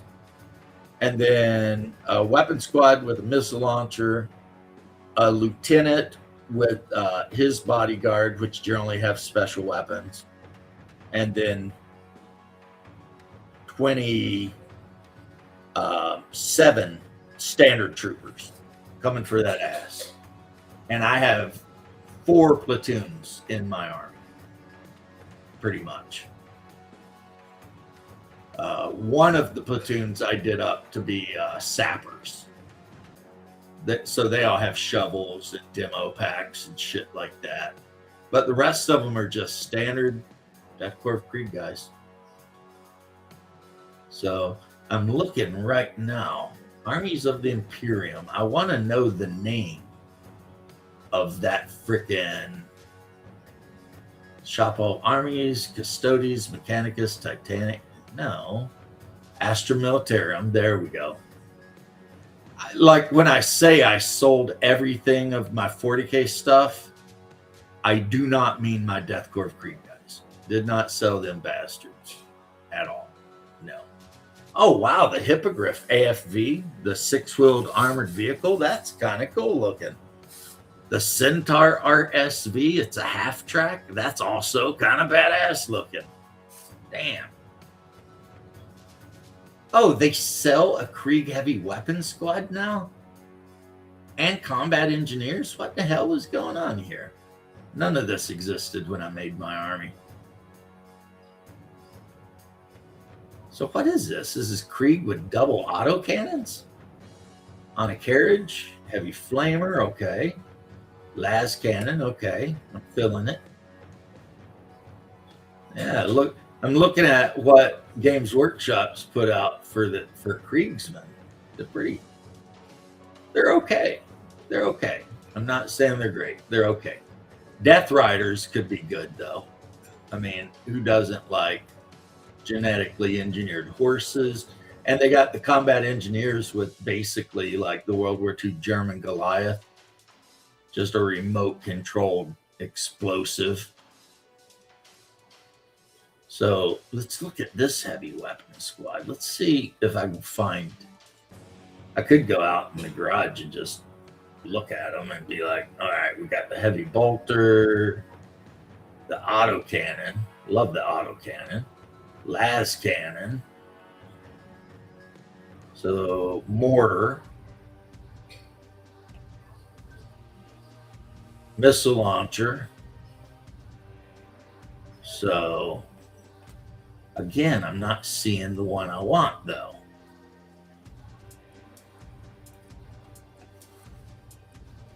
Not seeing the one I'm looking for, guys. Okay, Chimera, Manticore, whatever. Aegis Defense Line, no thank you. There it is, Field Ordnance Battery. That's what we're talking about. That's what we're talking about. And it either comes with a giant Nebelwerfer on a carriage or an actual artillery piece. And I think the artillery piece has basically got the same stats as the Lehman Russ main gun bow cannon. So, yeah. It's a bombast field gun. That's what it's called. So, yeah. And then they also have like the super heavy las cannon and then the Malleus rocket launchers. I like the rocket launchers quite a bit. Just the whole idea of like pretty much Nebelwerfers.